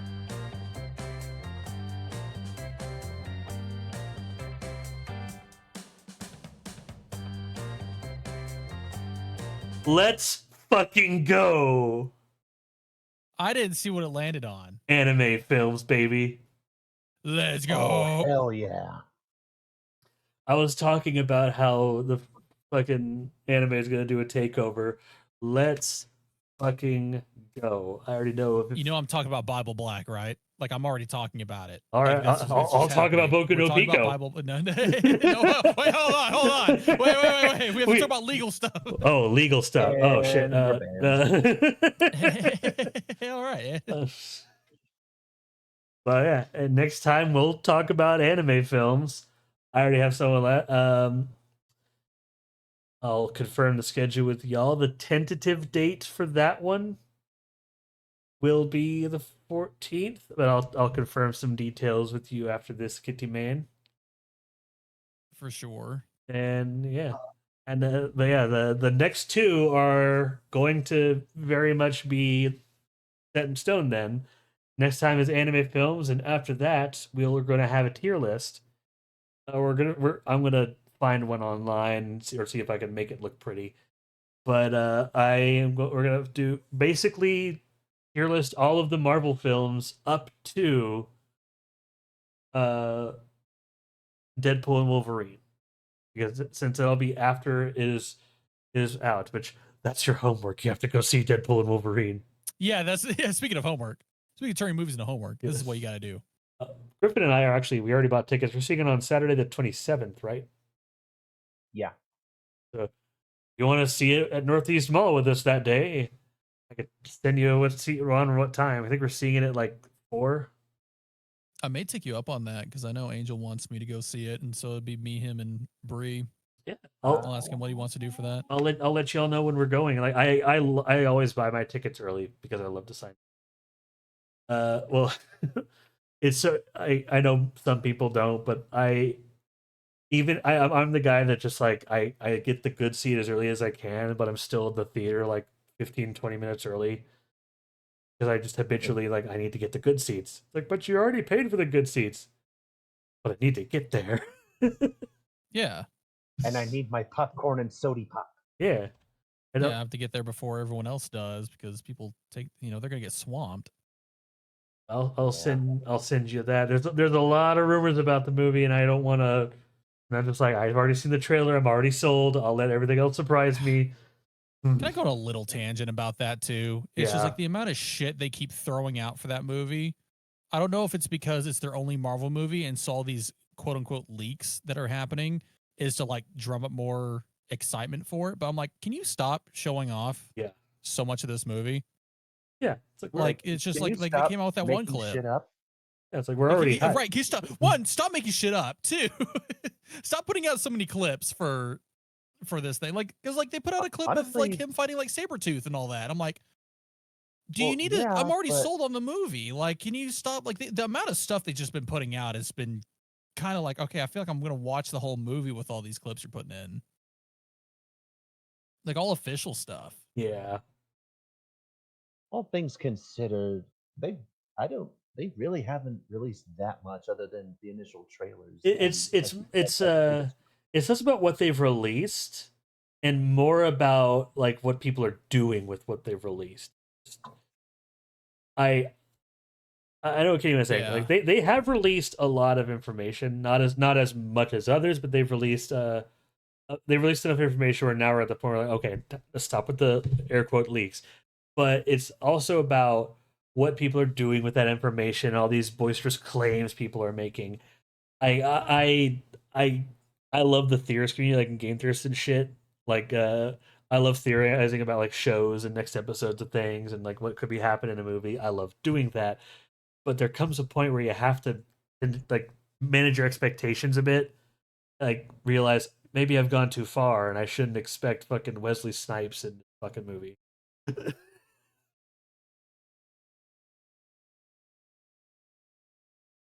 Yeah. You said Wesley Snipes? Yeah, that's a theory going around that people think Wesley Snipes is going to be in this movie, which if he is, fucking cool, but I'm not going to expect him in there, dude. It's Deadpool and Wolverine. Like yeah. I don't know. That was kind of one of the things I was going to bring up because I was like, well, I know a lot of people are saying that like this is confirmed or whatever, but no. I'm taking it with a massive grain of salt but like that's what I'm saying. It's just like, yeah, stop making things up for one, and two, if it's not made up, stop. Like, it's fucking annoying. I want to go into a movie at this point, not knowing need anything. the whole damn rice bowl. Yeah. Here's a new rule of thumb whenever you see an update about a movie, unless this update is directly from the director or the studio, and if you see the word confirmed, add the word possibly in front of it. Possibly confirmed. Yes. Okay. No, I agree with that. Yeah. It's just let me enjoy a movie. I don't need to know every little thing about this movie. Exactly. Going into it, it's just like I just want to go in and enjoy it. Like there's just so many. Like you can enjoy a movie without actually knowing everything too. I just want to be fucking surprised because then the whole time I'm just sitting there just like, oh boy, oh I can't wait for actor that played character years ago.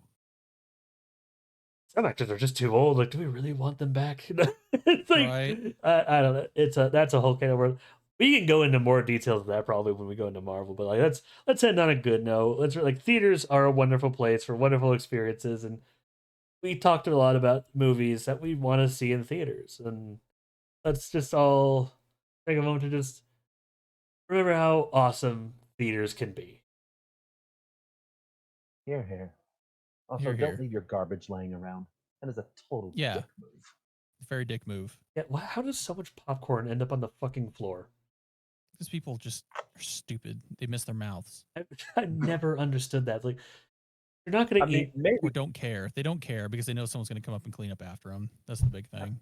I mean, I'm guilty of missing at least one or two bites, but an entire pile. Oh yeah, no, like a few pieces of popcorn on the floor, that's inevitable. Sure, I don't. But no, every time I go to the theater, there's an actual pile of popcorn, sometimes multiple, and the amount of times it happens. But no more negative. Theaters are awesome. Yeah, theaters are awesome. Anyways, you should go to them more. Let's all go to the lobby. Let's all go to the lobby. Let's all go to the lobby. Buy ourselves a drink. Wait. Oh.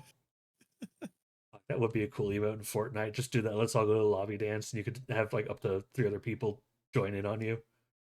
Oh, good lord. That would be fun. I don't know. Theaters are cool. Theaters are awesome. Go see. Theaters are bait. Yeah, go see a movie in theaters. Go see Inside Out 2. I actually might do that this week because I'm off all week, and yeah, go see Inside Out 2. Good shit. Probably, I think tomorrow I have a dentist appointment, and I'm probably gonna try to plan more for things that may or may not be happening in my teeth. But if most of my week is free, I'll probably go see a matinee of Inside Out 2 or something on Wednesday or Thursday. Oh yeah. There's nothing else of importance is happening this week. Nope. No other movies. No other movies. No, not 4th of July. Out 2 has hit $1 billion, so no other things happening. I mean, I've got Collecticon this weekend, but that's not a movie. Oh yeah, that's not it. All right, well, yeah, thank you all for Griffin. Thank you for joining us today. No problem. Thank you all for having me. This was fun. Kaiju Kid, thank you so much for joining us today. Oh, thank you. I'm glad to be a guest star in my own show. Of course. Yes, yeah, no. It's been nice for you to be here this week. And we've been trying to get you on for a while now.